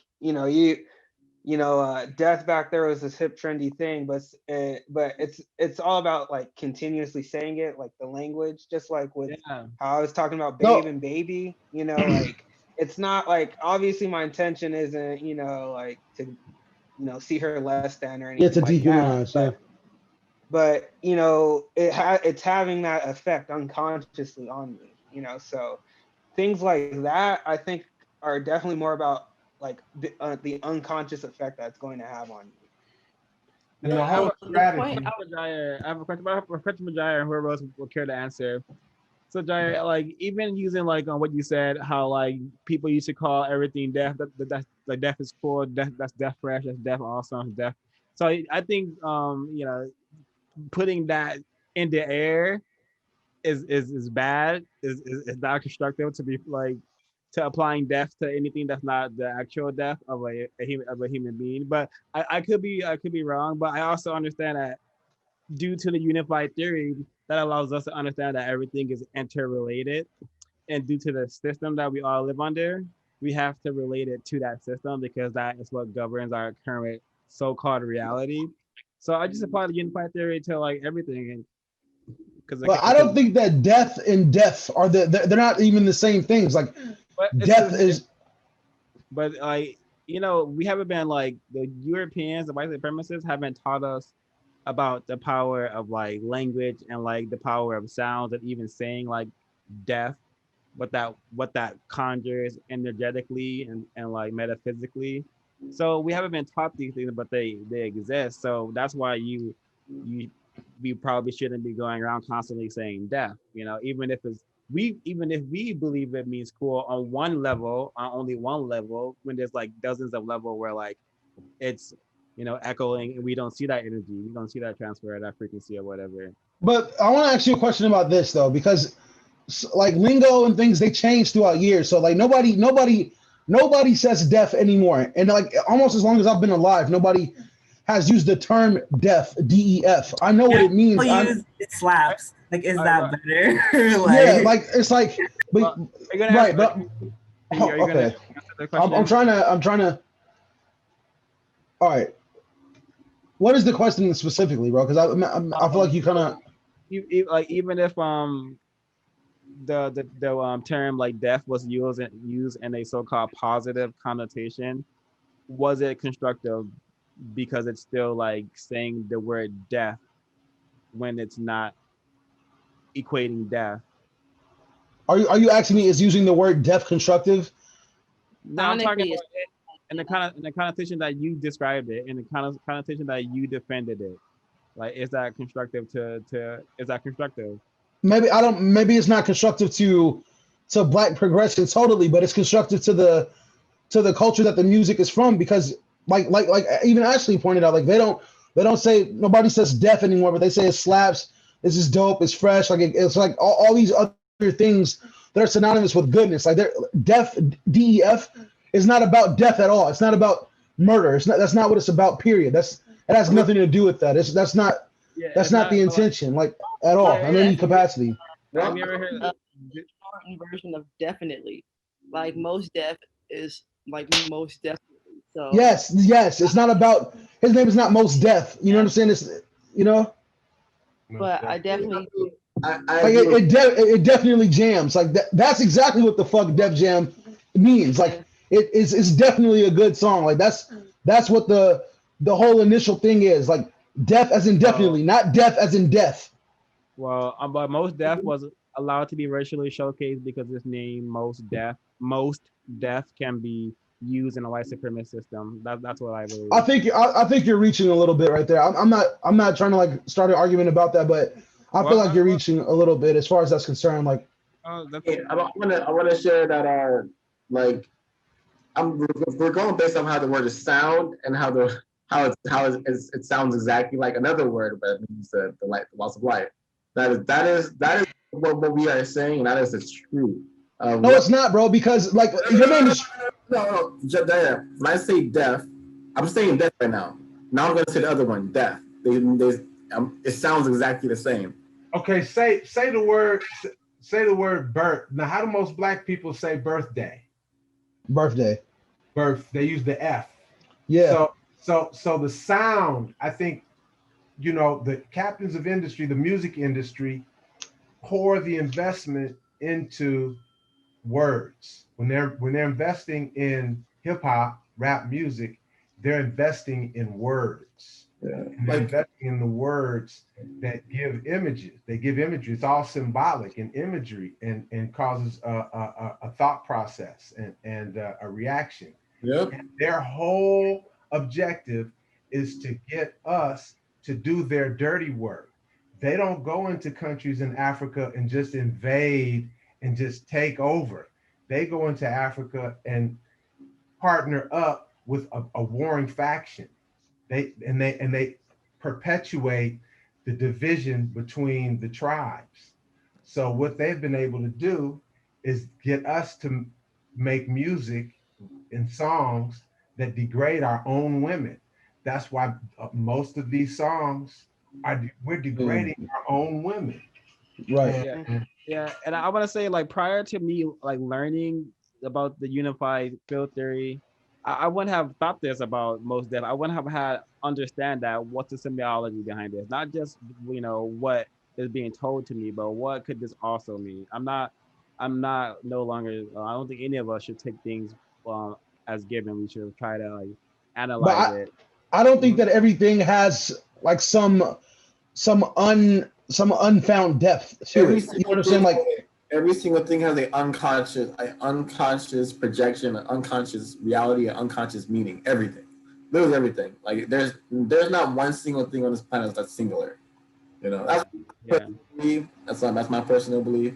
Every single thing can be decoded. Every single thing should be decoded.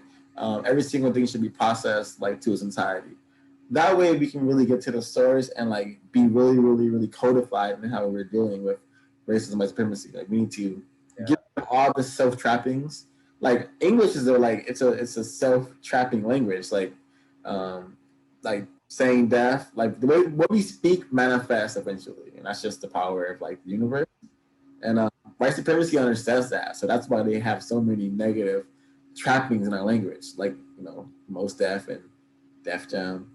Yeah, I disagree. I'm gonna have to just disagree Cress I Welsing don't agree says with we you. can apply this theory to everything because everything's interrelated. I believe that theory, therefore I am applying it to the most deaf, and I think it checks out in this particular example. I could be wrong, and then I could totally be wrong. Even if I'm wrong, like the unconscious is we necessarily know for sure, but it's still valid. It's still valid. And that game Def Jam, I used to play that game. Me and Trey used to have a ton of fun playing that game Def Jam, which is about just rappers, destroying each other. So it's a fighting game. It just happens to have a hip hop aesthetic. So like everything's interrelated, I believe. Everything's interrelated. And Jair also that they took that name and they made it theirs. So it is they are fighting each other, but I think there was fighting games way before Def Jam Vendetta came out. It was a fighting game. It just happened to have a hip hop skin attached to it. Like that was a huge moment in hip hop when that game came out. That was huge. That was tremendous. I don't know if you guys remember that time frame, but when that shit came out, it was huge. There had never been a cross. Huge, but under the system of white supremacy, that it isn't necessarily a victory for us. Let me ask you guys a question, because I feel like everything that exists that is not about white supremacy, are you going to stop doing them today? Or will you from now on, are you going to only do things that are for the liberation? Will you, because the things that you do for your leisure time are not, they're not for the progression of black people. They're not. We play games, we do these things. We do a lot of things that are not about the progression of. I want you guys to hear me for real, because I feel like you're not hearing what I'm saying, because I'm fully I hear well, let him at least. I just feel like you can't. I'm not saying we shouldn't be crucial, because we should. We should definitely have a keen eye and be aware of the things around us and the things that we see, or the things we listen to, the things we consume, etc. You know what I'm saying? But I don't believe that anybody on this chat is going to only ever do things that are for the progression of black people at every single step, every day. I don't think that you will. Has anyone? I can certainly believe that everyone who cares to try will attempt to try, and actually give it. So are you gonna stop playing PC games, bro? Because just be honest, just be real. Like you can still enjoy things even if they don't necessarily but you can enjoy things and still have a critical analysis. I understand what I'm consuming. The problem is people do not understand what messages they're being given. That's the issue. We shouldn't, when we see images of our fellow black beings being destroyed, we should understand this is white supremacy. And we should understand that this is an attempt for us to be brainwashed and be desensitized. I understand that. I know for a fact that it's not about stopping, it's about understanding and contextualizing the reality we're in. There are black comic creators that make black superhero comics, and in the comic books that are owned by black people, original IP, all these things are for black people by black people. And in those comic books, sometimes black violence occurs. Do you think that they are not progressive people because sometimes their content includes violence against black people? Well, what is the point of this question? Is that constructive? No, it probably isn't constructive. Is that comic book about ending white supremacy? I doubt it. Could it be about? It's not about it. I think it depends. If the comic book is showing that black people are violent towards each other because of systems, and because they as a survival mentality, because they've been taught to fight each other, then that's a really great point. But if it's just black people fighting, then what does that really do? I'm not saying you can't enjoy it, but you can be mindful of that when you're watching it. All I'm saying is that if black people, if everything black people create that exists it's not gonna always be about a liberation front. It's not real. It's no way that everything, like even things that are from Black creators and don't have white people's hands involved in it at all. Some of those things are still like. Are you saying that they shouldn't create those things because they're not? I'm saying maybe I'm we saying shouldn't place that. a high regard in these people because we wouldn't spend so time trying to defend them, and we could focus more on like real problems. Because I think like we even should like I think we were being like sidetracked and defending like entertainment culture or something right now when that is it's not constructive. I agree to some extent, but I thought it was a good way to segue into chapter 10 because like I was saying, you know, there were certain things that I was struggling with. Chapter 9 I want to talk about before you get to chapter 10. I'm like Okay. Transition. Yeah. We won't transition, but let me just make this point real quick. That you know what Jair is saying is definitely something like we're gonna have to address. You know, like for me, I've played soccer and things all my life, so it's gonna be very hard.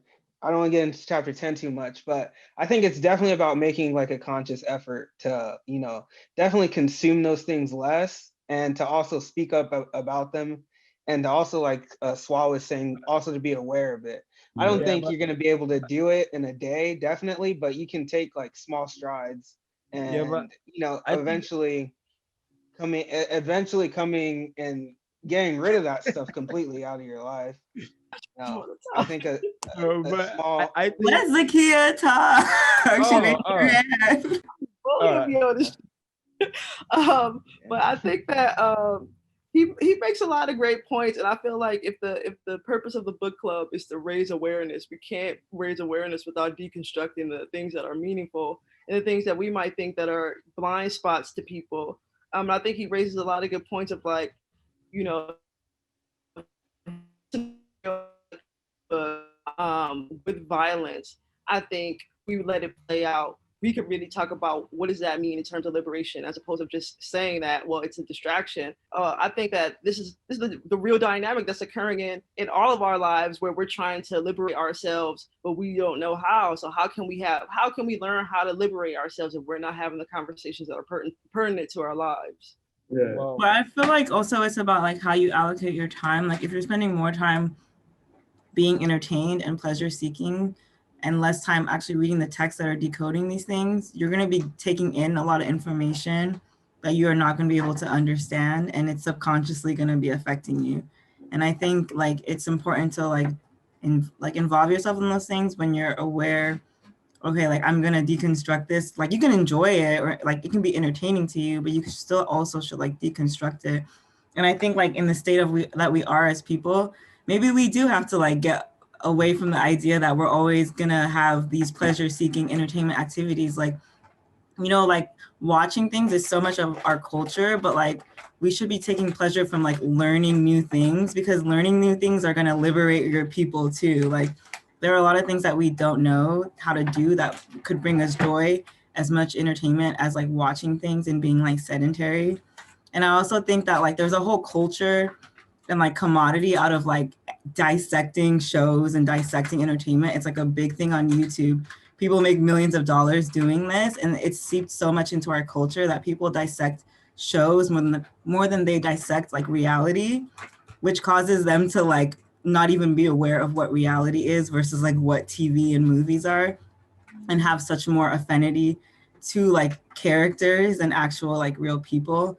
So I think like at some point, like the whole like dissecting everything we watch, maybe we shouldn't be watching so much of it and like contributing to that dissecting everything you watch culture, instead of like we dissect TV and stuff more than we do like current events, I think, like in our book club, which is like problematic, I think. Mm-hmm. Yeah, and I think like I think Ezekiel, I wouldn't say you have to like totally stop playing soccer, because I think there's like huge health benefits to playing soccer. It's just about being aware of what it means, you know, and doing something constructive with that awareness. Same thing. I don't think anyone in this book club should stop doing anything that they like doing. For us to end this system of racism and supremacy, we have to like be mentally, spiritually like in balance, and some of the things that we do keep us in our own manifestation of balance. For example, for myself, like when I'm playing my PlayStation 4, I know I'm like playing this for X amount of time. I know I'm going to be doing it for pleasure because I'm able to do things in this virtual world that I cannot do in real life, such as go on long killing sprees and like uh what else? What is it? Stimulate war, which is not like a good thing to do, but to me it's like it's fun. And it's also interesting that I'm able to dissect and understand that I live in a system where they have made war a quote unquote fun. So like I'm very aware of what I'm consuming. And I think everyone should be aware of what they're consuming and not be so resistant to like truth and new knowledge, new information. For example, a lot of this stuff is new and it could be uncomfortable, but I take things for what they are. If something is as clear as two words being spelled differently but sounding the same, I'm gonna just take it for what it is. There's no denying it because I can hear it in my ears. And to me, it's fine if we don't use it, but I am very aware that a lot of things that exist do exist to keep me as a Black male, like in my perceived place, in my perceived bottom of the pedestal place. So when I'm watching film, reading books, watching commercials, listening to a song, I'm aware that is this gonna like help my spirit or like suppress my spirit? Is this gonna make me more dumb, or am I gonna get like not making me more dumb, but it's gonna attempt to attack my psyche? Yeah. But I also feel like you as much as like you'll never know the depths to like how things are programmed and coded. So you do have to just like cut the amount of time that you're being like inundated with media, because it's gonna subconsciously affect you. No matter how much you think you can decode it, there's probably way more layers to it. And like I don't know, I just feel like people spend too much time being entertained. I don't know, personally. And the beauty of what we're doing is that no matter what we're engaged in, what we're studying, we learn, and if we accept it, all of it, 100% of everything that we're doing is, or 100% of what they're doing is the promotion of white survival. Period. And I just want to read one thing right quick. Sorry about this. I just want to read one thing right quick. It was on the same page, an earlier paragraph, which all of this to me points to, and that's the unconscious need for the white male to return to the Black woman in the fantasy of being born again without genetic defect, more often than not is performed in the context of degrading the non-white female. This powerful need to degrade the Black female who symbolically represents his original Black mother is primarily a result of the genetic dominance of the Black and other non-white females over the white male. She is able to cause the genetic annihilation because all of her offspring by the white male are non-white like herself. And that gets back all the way back to the origin of this white supremacy, where it was absolutely necessary to take the Black woman not just off of her throne, not off of her position of power, but to enslave her and to completely erase her as a viable contributor to civilization. And I think that has we're actually at this point caused us to be living in the dark ages. Just imagine going through life. It's like going through life with one leg, as a bad example.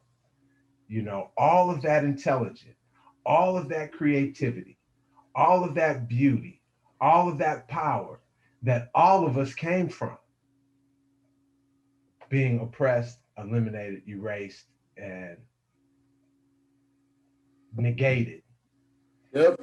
And so for us to come back, we have to lift back. We have to lift up and bring back the Black woman into her rightful position of power. And I think the symbol of that is when the regime changes, we're going to have a woman of color in power in the second most powerful position in the world. So we're on track. We're on track. Symbolically. I don't want to cut you off. Were you done, Ben? Yeah, I think so. Yeah, I was done. All right, I want to add to that by saying there was a really powerful piece in the book where she's talking about how whenever a Black male is calling another Black male like a motherfucker or any other derogatory term, there's probably like a white male engaged with sexual intercourse with Black women. I thought that was significant. And also, I want to read this bit on page 125. This need to return to and have intercourse with the Black mother is undoubtedly the true basis for the Greek myth Oedipus Rex. It also explains why the symbolic story myth continues to have major significance in the white supremacy system and culture. The myth of Oedipus tells of Oedipus sleeping with his mother, the Black female, and slaying his father, the Black male. The myth of Oedipus parallels its importance the biblical myth of Adam and Eve, which is coded language that depicts the origin of the first whites, albinos from Black parents. At yet another level, the white male's desire to return to the Black female in a sexual encounter also can be viewed as a symbolic attempt to continue to stir the heart. Also can be viewed as a symbolic attempt to re-enter her womb in hopes of coming out again, being born again, non-defective. How do you guys feel about that statement? What does it evoke? Yeah, I had to read Oedipus Rex in community college, I believe. And I thought the whole like him wanting to have sex with his mom and killing his dad was sus, but I didn't really take too note of the fact that he was that the parents were Black. Probably didn't pick that up. Probably didn't pick up that he was a white man, because when I like read stuff, I kind of like automatically like, if they don't tell me the race, I just don't think about the race that much, especially when I was younger, to be honest. But yeah, it totally checks out, Aaron.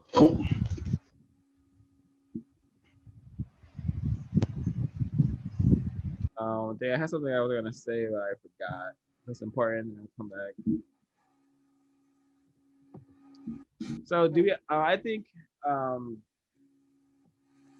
we all should understand like the Adam and Eve story, like the being like the being kicked out of the being kicked out of Eden, like maybe being in Africa, and them being kicked out because they have like albinoism, they can't survive there because of the sun, it's too hot for them, or because they just can't be around their fellow black humans, well, not fellow, but their Black parents, so they have to go to Europe.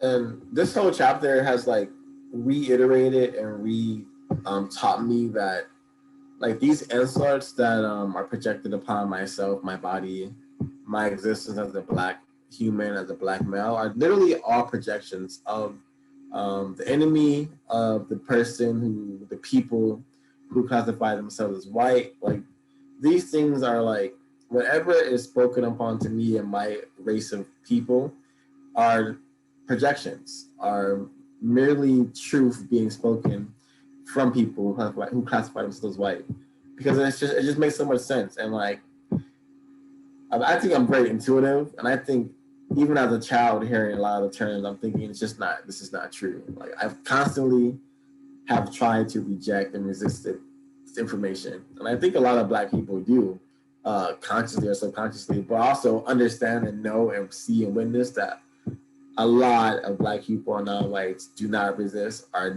incapable of resisting, because it's so ingrained in every facet of a reality, unless you have taken the steps to read and have gained access to certain knowledge, because not having knowledge is a privilege, and being exposed to certain things is a privilege as well. It's a rarity that people are able to like understand, okay, this is why this happened to me. I don't have to hold this trauma anymore. Because it's not my fault, basically. But yeah, a little bit of a tangent there. That was good. Yeah, I feel a lot of people will be able to like cope with their trauma if white supremacy was being talked about a lot more. Like especially for like that's all I have to say. Like, especially as a person who like has studied trauma a lot, I know that being able to like understand why something happened to you is very important for like the path of healing and having certain awareness. So totally, even Dr. Welsing, a psychiatrist, she emphasizes this over and over in her book. So yeah.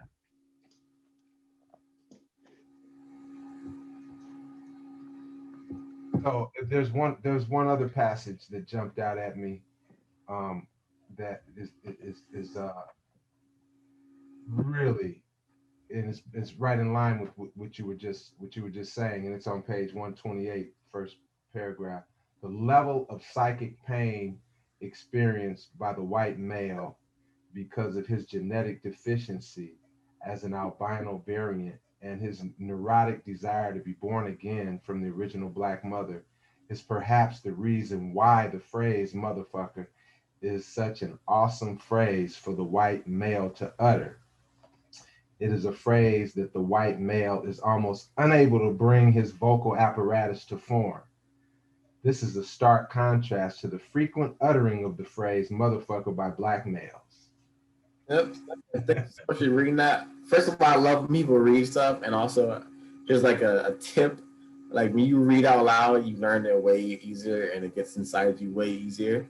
But yeah, like what Ben said, like what I heard was basically like white males have literally projected their self-hate, their deficiency thought processes onto the black male, and that's like manifested.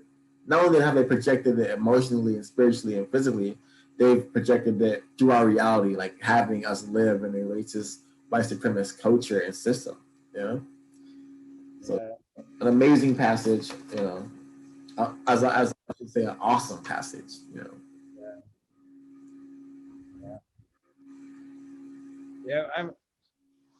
I think like the black so-called hoods like just represents like the white psyche, just like just the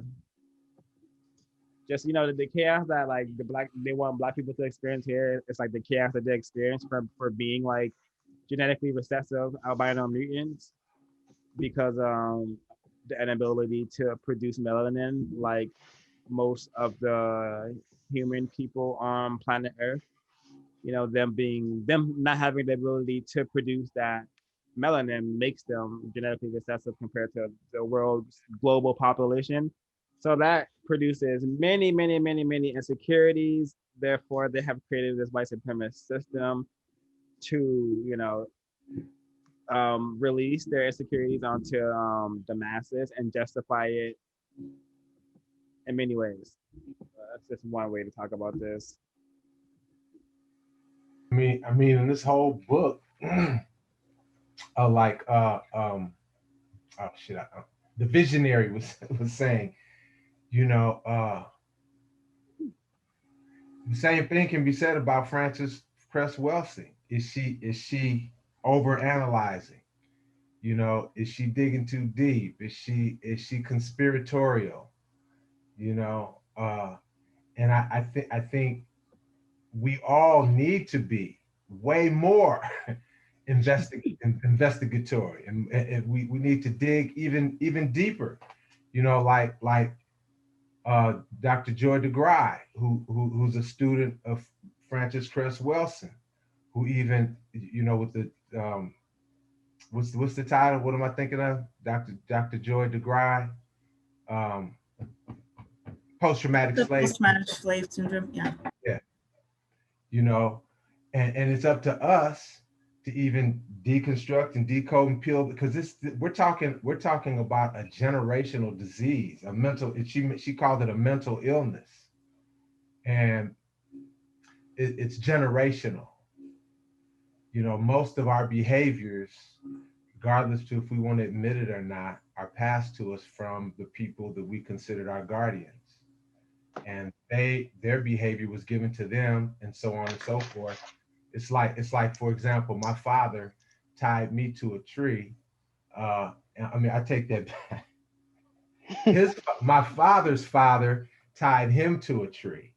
Let me correct that, right? Tied him and my uncle to a tree and pulled their clothes off of them and whooped them like slaves. Why? Because his father whipped him like that. Why? Because his father whipped, and then so forth and so forth. Yeah. But the difference between our generational trauma and others' generational trauma is that ours started in slavery. So they learned, and so and my father didn't tie me to a tree, but he pulled my pants off of me and beat me like a slave till he was tired. You know, and people ask me, well, what did you do? Nothing can justify that. I don't give a fuck what you did. Yeah, that's very true. I would also be like a slave. I can't say we all can relate to that, but I understand that position as well, because I'm from violence, and also I wanted to say I wasn't trying to make the claim that we should not be seeking information and knowledge at all. I was just saying that I personally don't think that everything that exists is coded. I think that a lot of things are coded. I think a majority of things are coded to a degree, but I don't think that all things are, and that's all I was trying to say. I wasn't trying to take away from the credibility of the conversations we're having, because that's what's the point of that? This whole book is about symbolism, so I'm very interested in learning more about the symbols that exist within our lifetime. But I also wanted to touch about what you're talking about, that generational pain, about how your father's father and et cetera, and then he treated you that way.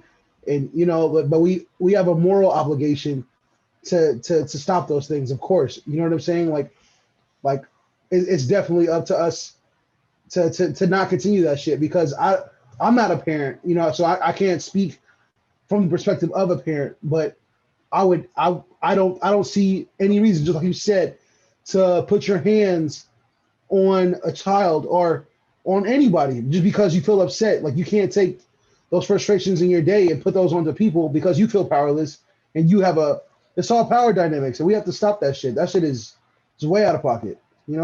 It's definitely out of pocket. Unfortunately, we've normalized so much that it's such abnormal behavior. Even the thought of committing violence on another human being, especially your own, is just unthinkable.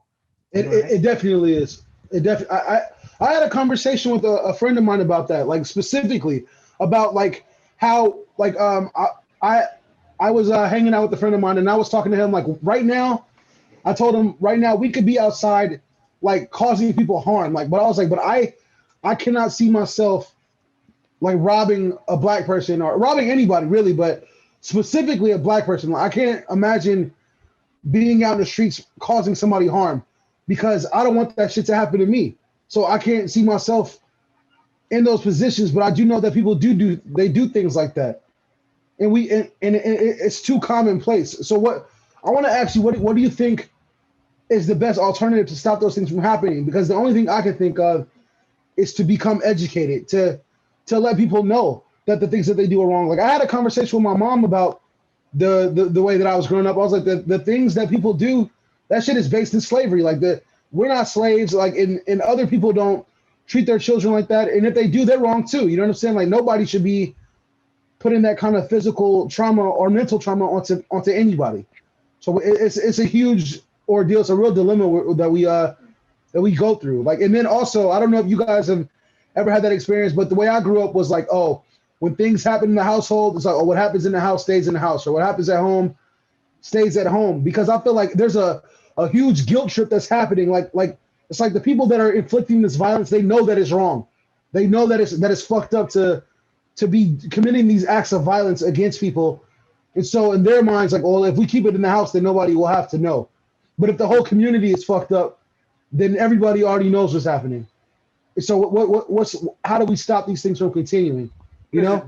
There's another example. There's another example I wanted to share. There's a passage in Joy DeGraff's book where she depicts how she's there on the plantation, or a mother is and her daughter are there working around the house on the plantation, and the slave master rides up on his horse and sees the young sister. She's 13 years old, and tells the mother, "Missy, looks like Ellie Mae is growing up to be a mighty fine young lady." And the mother goes, "Oh no, she ain't no good. She's nothing. She's stupid. She ain't worth a shit." And that was for the reason of protection. She was protecting her against the slave master's advances. Sexual advances, yeah. So the 13-year-old grows up and says the same thing about her daughter for the purpose of protection. Slavery ends, the daughter continues that cycle because she may not even realize where it began. And I have yet to hear other nationalities. I worked in the parks for 25 years in Oakland, the city of Oakland. And I have yet to hear, and I'm sure there's exceptions. I'm sure white folks talk pretty bad to their kids, but I haven't experienced, I haven't seen any other nationality women calling their daughters, mothers calling their daughters bitches.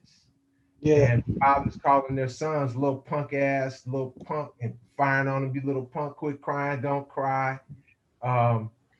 Abusive, you know. It's emotionally stunting people. People grow up and they don't know how to process their emotions because, especially, I feel like as men specifically, I can't speak from a woman's standpoint, obviously, because I'm not a woman, but as a man growing up, you know, you're taught to not show emotion because it makes you be perceived as weak. And I even as a kid, I was like, that's fucking stupid, because you have to feel things, because if you don't process your emotions in a rational way, then they can manifest in worse ways. Like if you're not allowed to feel, then you'll end up doing things to your own detriment, and you don't even realize that you're doing it. You know what I'm saying? Like, man, it's tough, man. It's a lot. And then a conversation that I had briefly with Ashley before we had this conversation today was that it's imperative to give the right information to the children now, because think about how much shit you've had to unlearn in your adult life. Think about how much time that you've had to spend unlearning instead of learning new things. Like, because when you're trying to unlearn the old shit and learn new things at the same time, it's a lot of mental capacity. Like, it's a lot of mental work that you have to do. It's like doing a lot of mental gymnastics to unlearn old things and learn new things that benefit you. When you leave your space open for more learning and less unlearning, then I feel like you'll be in a better position ultimately. Yeah. I had something else I forgot. It'll come back to me. Oh, I wanted to say something about the generational trauma that's being passed down and the negative behaviors that Black people exhibit towards each other, and think about it in context of what you guys were basically saying, like it being a learned behavior due to colonization. I'm reading this other book by Bell Hooks, Rock My World, on Black people and self-esteem. And she wrote this really dope part that I just want to read to you guys really quick. She said, long before Black skin bodies arrived on the shores of the New World, whether as free individuals or as an enslaved group, racist iconography had dubbed Black bodies marked as a biblical curse. The identifiable dark skin was considered by white Christians the mark of shame that singled out these groups to be subordinate to serve those superior white bodies who were chosen. This is a vital observation, as it allows us to remember that even before there was contact between the races, there were negative assumptions made and stereotypes formed in the minds and imaginations of white folks. And emotional pornography have been created that was born out in Europe when images of Black bodies as well as live individual naked Black bodies were paraded at parties for entertainment and of self-proclaimed civilized white people. A system of shaming was already in place within the white European mindset before white folks actually encountered Black folks on an everyday basis. Mocking, ridiculing, and labeling Black bodies as animalistics were all the ways a system of psychological terrorism was put in place before actual interracial contact. So I hope that helps. I wish you would have mentioned white supremacy, but like, yeah, that is that's good. That's a whole session right there. Yeah. Unpack that one. Yeah, but we understand that whole Christianity was a tool of conquering anyway. So it's never been no good for anyone who's, unless they're doing the conquering. And it's always been. Yeah, we're definitely sometimes, when for the most part, all unconscious Black people are just vessels for white violence. I agree. I mean, what Zakia just said, I just want to share a bit about. I don't know his name, Fred's name, but he's a Black gentleman who expressed his love for white women and expressed his love and how he appreciated how he's been treated by white police officers. And he posted a long Facebook post that went viral. And I think 4 months later, he was at a gas station, and this happened in Wolf City, Texas. And basically there was a fight at a gas station, and this Black gentleman tried to break it up, and the police officer showed up, and of course they saw him trying to break up the fight, but in their actual white eyes and white psyche, they just saw like a Black male who has the potential to genetically annihilate him. So they murdered him. And it just goes to show that your love of whiteness, your love of white women, your love of white supremacy, and your comfortability with white police officers will not save you from the death machine that is white supremacy racism. It'll be your undoing.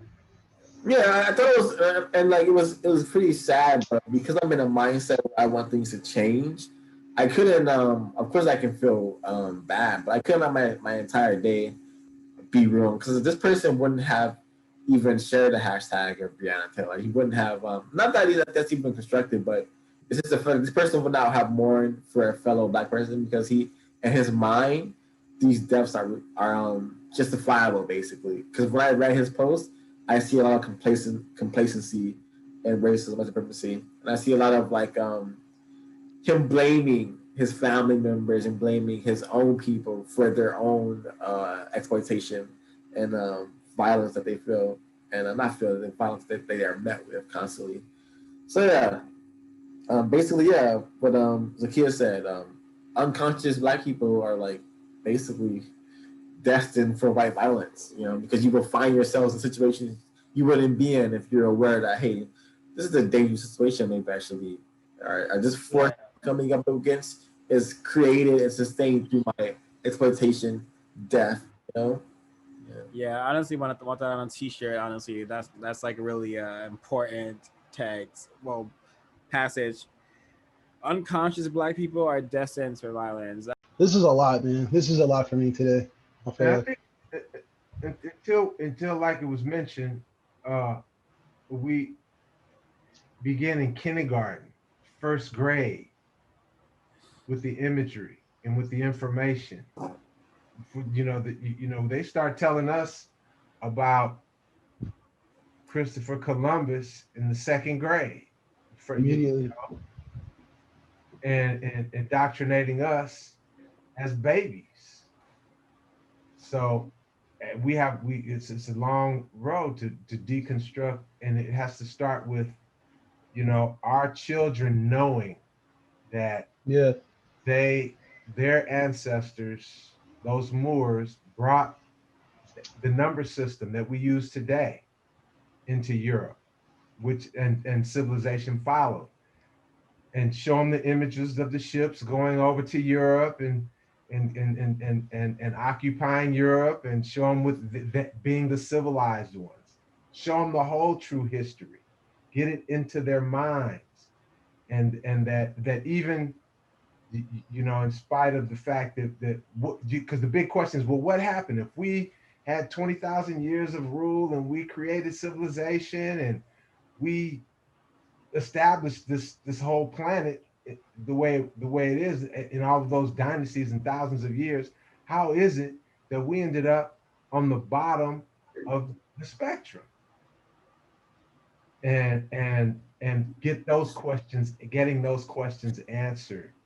The fact that we you know, the bottom line is our nature is that of morality and ethics and not violence. Absolutely. We come from a land of plenty, abundance of food and water and culture and life. And then you bring that and try to share that with the rest of the world and some people of a lower nature. Yes, they took the technology, they took the navigation, the numbers, the architecture, the science, the medicine. But that's the technology of the day. Yeah.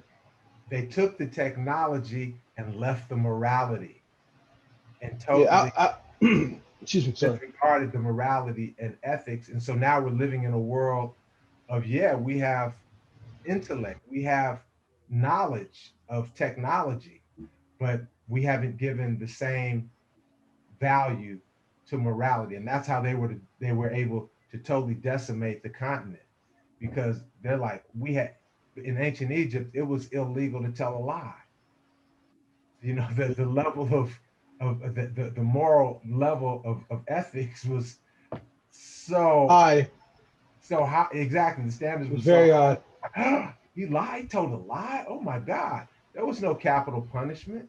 The worst punishment, the second, the second worst punishment that you could receive was to be driven from your village. You get out, haram. You got driven away.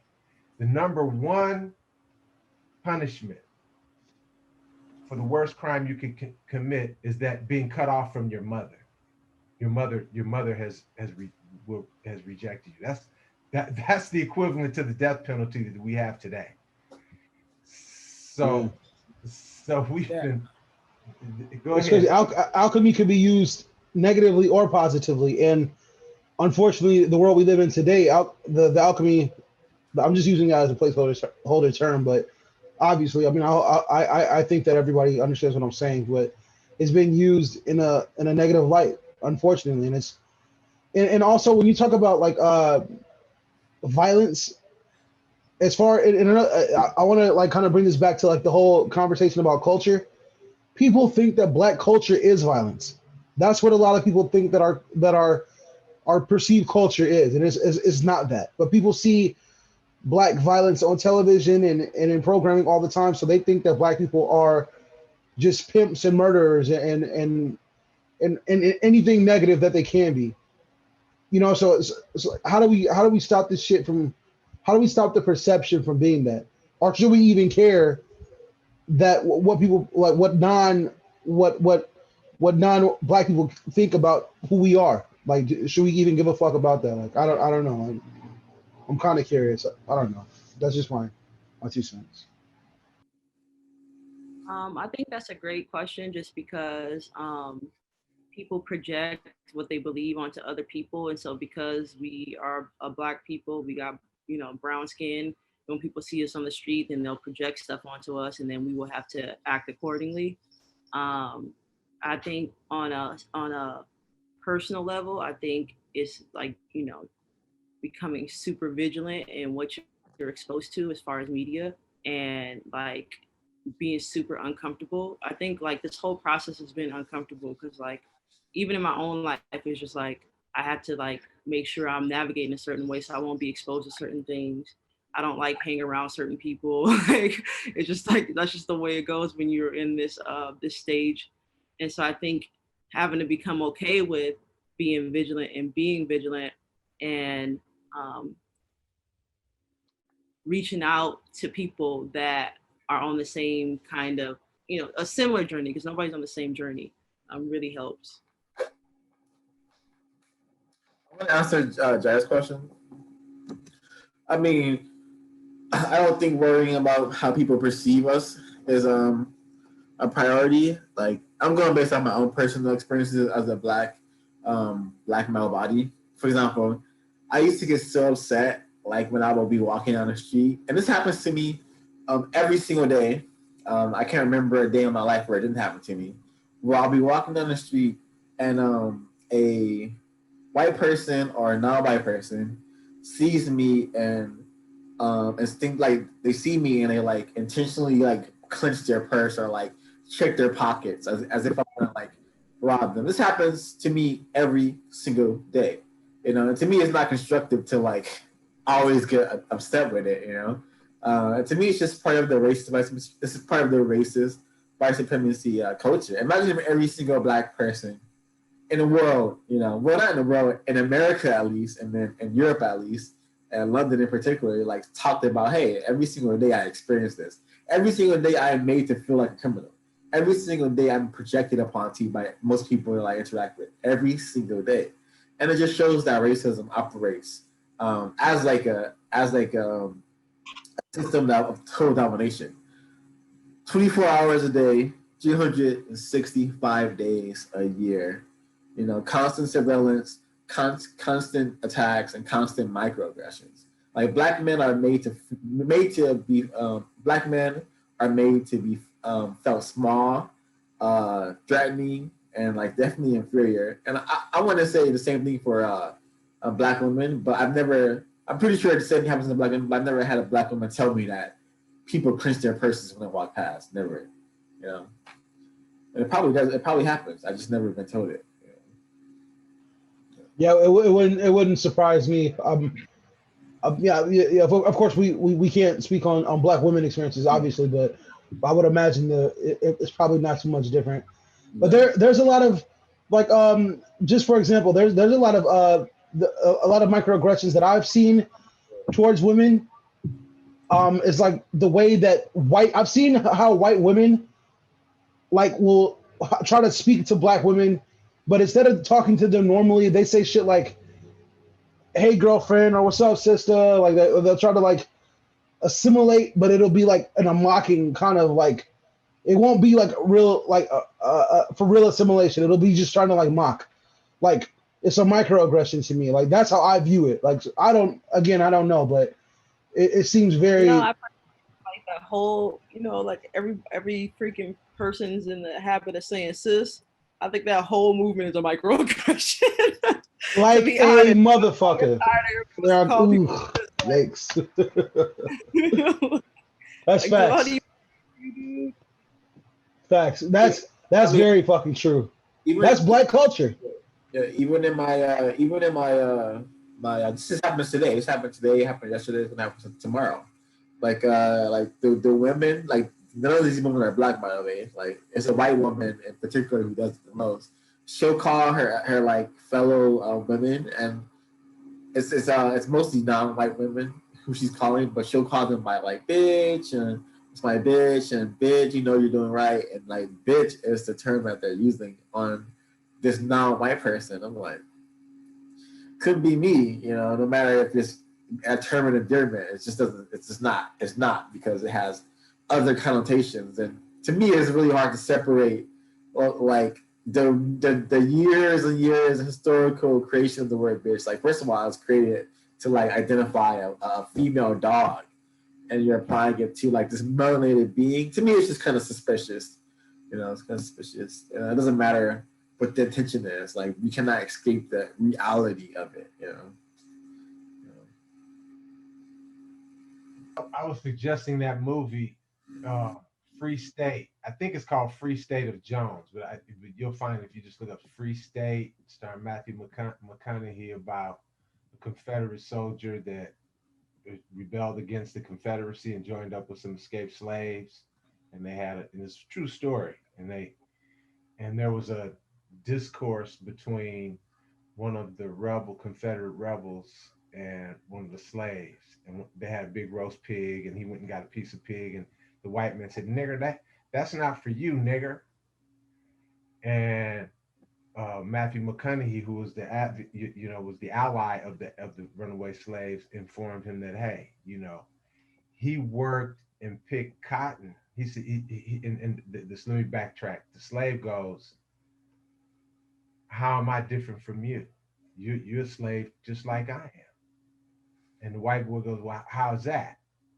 And McConaughey walks up and explains to him, well, he picked cotton for him, for the rich. They're talking about the rich. He picked cotton for him. You're willing to die for him. That makes you more of a slave than even he is. And I'm sitting there listening to it, and he's going as far as I'm concerned, you're all niggers, the ones that were on the side of right.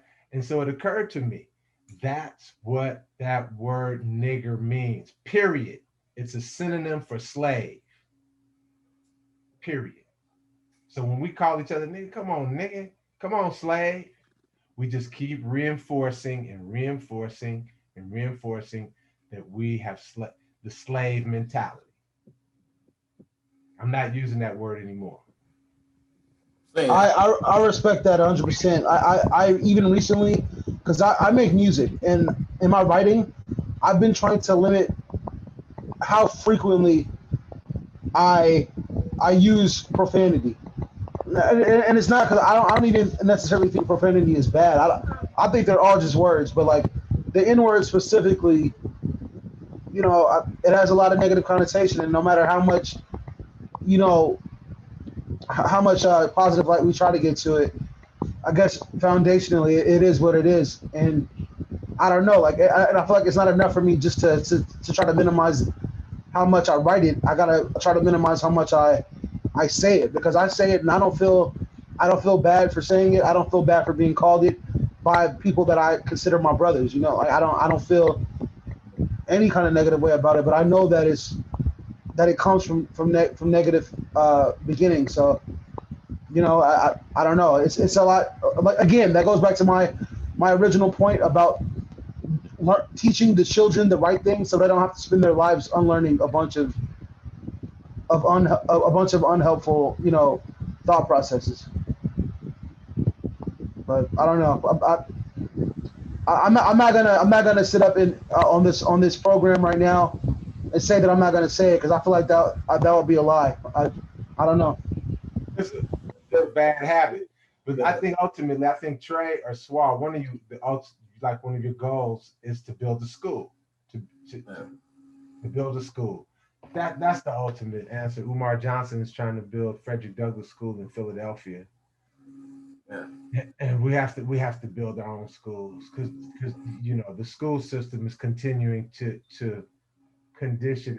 They're not schools. They're even set up. I remember when I was in elementary school and junior high school. Well, it's pretty much elementary school. They had the king of who's the king of the school, who and the king of the school is the person that can beat everybody else up, right? And you're sitting in the schoolyard, and you had the first king, the second king. It was a hierarchy set up. Yeah, they're teaching hierarchy at an elementary school level. But and then I thought about it. I said, well, wait a minute. Isn't that the same dynamic that they have set up in the prison yards? Absolutely. It is. They tell people, you want to knock out the strongest guy there, assert your dominance. Like, shit is animalistic. Very subconsciously conditioning us and getting us ready. I was in jail in Santa Rita 2 years ago myself for punching a white man in the face for trying to swindle me in his house. It was my stuff. I didn't, and they came and got me and arrested me. I got off the case, but when I went in there, it was it reeked of being in school. Yeah, like when I first went to, I used to be a college advisor at a school in deep East Oakland called Castlemont High, and it was very much set up as a jail or like a prison, and the teachers had relationships with police officers, to the point where like the police officers would feel comfortable coming to the school to look for students. And to me, this is just a very, very intense, real manifestation of existence of the school to prison pipeline, which is a fine oiled machine that literally guides and tracks students into prison. And schools only exist to track and sort out society members. Black boys and Black girls are tracked into the prison system. White males are tracked into echelons of like higher education. Other white males are tracked to become cogs in the machine. Some of them go to war, but it exists to sort you out in society, not to teach you shit.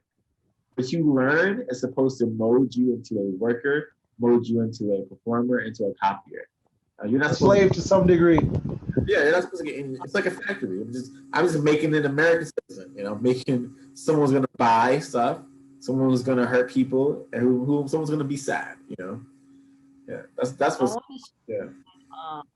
Ezekiel's point earlier, because I think that you guys are all touching on great things about early indoctrination of Black children, but I also want to talk about, this is a point that he brought up earlier about, you know, the way that Africans versus Black Americans, like, you know, the divide or whatever. And I just think that, you know, we have the indoctrination on our front where we are born into a glove that is white supremacy. And then, you know, the immigration process is all an indoctrination process. If you get your papers, they make sure you go out of your way to make sure that you kind of pledge allegiance to get here. So I feel like, you know, some of it is just like Black people from the American standpoint, it's just like, you know, there was like the treatment of the Chinese when they first got here was like Black people were burning down their stores and stuff like that because they were just like, how are you going to come here and be able to set up shop and we've been here for forever? And so that's just kind of the general attitude. But a lot of the attitude too, I can sometimes personally, I can always tell when I'm around elitist Africans who have bought into the Kool-Aid where they're just like, Black American, Ethiopians, you know, Eritrean, I'm whatever, and it's because of the indoctrination process of immigration, where they pathologize Black Americans even before people even come to see us in our face. Also, like the process of immigration itself sets it up so that only like the upper echelon or the middle class people in those countries are the most likely to even immigrate. So they've already you know, taken in a lot of like class dynamics and superiority complexes based on class. So then they come to America and like project that white supremacy plus classism onto like Black Americans too. I have a question that I want to ask Zakia specifically, but I guess anybody can answer it. Do you think that people who are, you know, American citizens based on like their immigration status, do you think that they would be less likely to join organizations like CRWS because they feel like their immigration status could be, you know, put in a precarious position for speaking out against American like nationalism? It's hard to say, really. I mean, we got a president right now who literally put on Twitter like, we need to ban critical race theory from propagating because it's pretty much he's trying to like, you know, say that it's a hate crime or whatever. But I think that, yeah, I mean, why not? Because, you know, ICE is real, secret police is real, all of this stuff is real. You know, they're walking around trying to, I heard the other day there's that one activist group called the Democratic Socialists of America. And one of the organizers, they freaking kidnapped that fool in an unmarked van. Like the police kidnapped that fool. And he got out of jail or whatever it was, and he put it on Twitter. And I was like, that is nuts, you know? Like all of this stuff is real. That's terrifying. That's yeah. We actually had a person who who said like that they couldn't join because they were worried about their like feature like status, but like they're trying to get their green card. So yeah, that fear is very real. The fear of the establishment is very real. But Yeah. I've been waiting to touch on I what Ben figured. said. Thank you for sharing that, Swab. I wanted to touch on what Ben said like a while ago about no longer using like the word nigga. And like, yeah, I'm also like gonna try to practice that because yeah, it's hard to take something your enemy gave you and try to make it like, useful. But I can understand like some people won't like try to do that, and I'm not gonna judge people who don't try to do that. But for me personally, I am not gonna try to say nigga anymore unless I'm using it for like unless I'm contextualizing it with white supremacy, nor will I like to be called nigga or nigger, of course. What's up? I wanted to go off of Spot saying, like for me, I've said the word as an adult, and it kind of slips out, not intentionally, or just kind of like a Freudian, that's my Freudian slip. And when I do say it intentionally, it's kind of like as a joke to make fun of the word. But like even growing up as a child, and like I have always had like a gross connection to like a word that basically evolved from another word that was kind of negative. So to me, I never liked the N-word. I never liked hearing it. I never liked saying it. And I also feel really uncomfortable when I was growing up and non-white people were saying it around me, but I didn't know why I was feeling this as I was. But yeah, I definitely try to avoid that word and would make a more conscious effort to remove it from my vocabulary, because to me it's been co-opted by too many people who are very comfortable saying nigga, but not comfortable saying, hey, black people shouldn't be murdered every single day on the news. And I shouldn't be able to go on Twitter and see a black person get suffocated, Yeah. You're right about that, Trey, for sure, man. Hey, Swab. Sorry. Just right quick, just to elaborate a little bit. What'd you say, Ben? Who does that? Can you hear me? Can you guys hear me okay? Yeah. Who does that? Create a demeaning, derogatory word for every group other than themselves. I mean, goddamn. Even the Irish are mixed, kikes. You name every. Why is it necessary to do that? Who does that? And so it's getting back to that. It's back to what the writer's talking about, that intense, extreme inferiority. I have to dehumanize everybody else, even other white people. They call Germans crops. Mm-hmm. You know. So they even have demeaning words within their own white community, and that's why I brought up that it's kind of related to the reason why I mentioned being put in Santa Rita, because what they do is, and Santa Rita is supposed to be worse than San Quentin. For those that aren't familiar with Cali prison systems, right? The process is so arduous and so painful and so uncomfortable and so fucked up that when you get to your cell, you're like, oh God, thank God, I made it to my jail cell. now I can relax in my jail cell. Just let me go, man. Just let me go to my jail cell. And I said, what a mind fuck. And jail is just a microcosm of the greater society. They get us to actually accept and normalize deplorable living conditions, unacceptable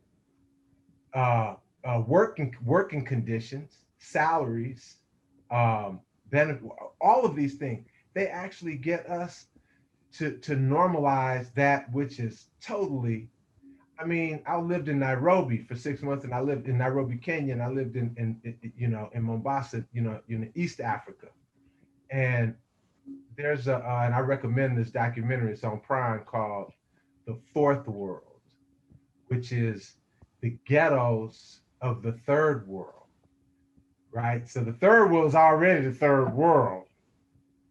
Well, what about the fourth world? The ghettos within the third world, and one of the largest is in Nairobi. And I was there, and all I could think about is what a hell of a strategic psychological tactic to actually get people to really think that it's okay to live by the Mathari River that's used for sewage and your water that you have to use. I mean, you can't just Google if you see Mathari Valley in some of the ghettos in the Philippines, and there's here in Kenya, the Philippines, and then there's another place in South America, Guatemala, where they show the ghettos, and they have systematically been able to get us to accept. I mean, there should be millions of people marching in the streets against poverty. There's this preacher in North Carolina, I think his name is Barber, Reverend Barber, out of North Carolina, who has started the campaign against poverty. It's the campaign against poor. What is it called? The campaign for the poor. The Poor People's Campaign? Yes, the Poor People's Campaign. And you would think that the entire society would be on board with that. But we have accepted, just like us, we think we're free. We're not free. You can't get on a plane and fly anywhere you want to go when you want to. What they have got us to do is clamor for our jail cell. Clamor for slave. Just give me my little creature comforts and I'm good. Yeah. I think that's a great point for us to bring up any final closing thoughts on chapter 9, so we can segue into chapter 10. Anyone like to start off with the closing thoughts on chapter 9? Hold on one second. Let me check my notes real fast because I did have something I wanted to say after that.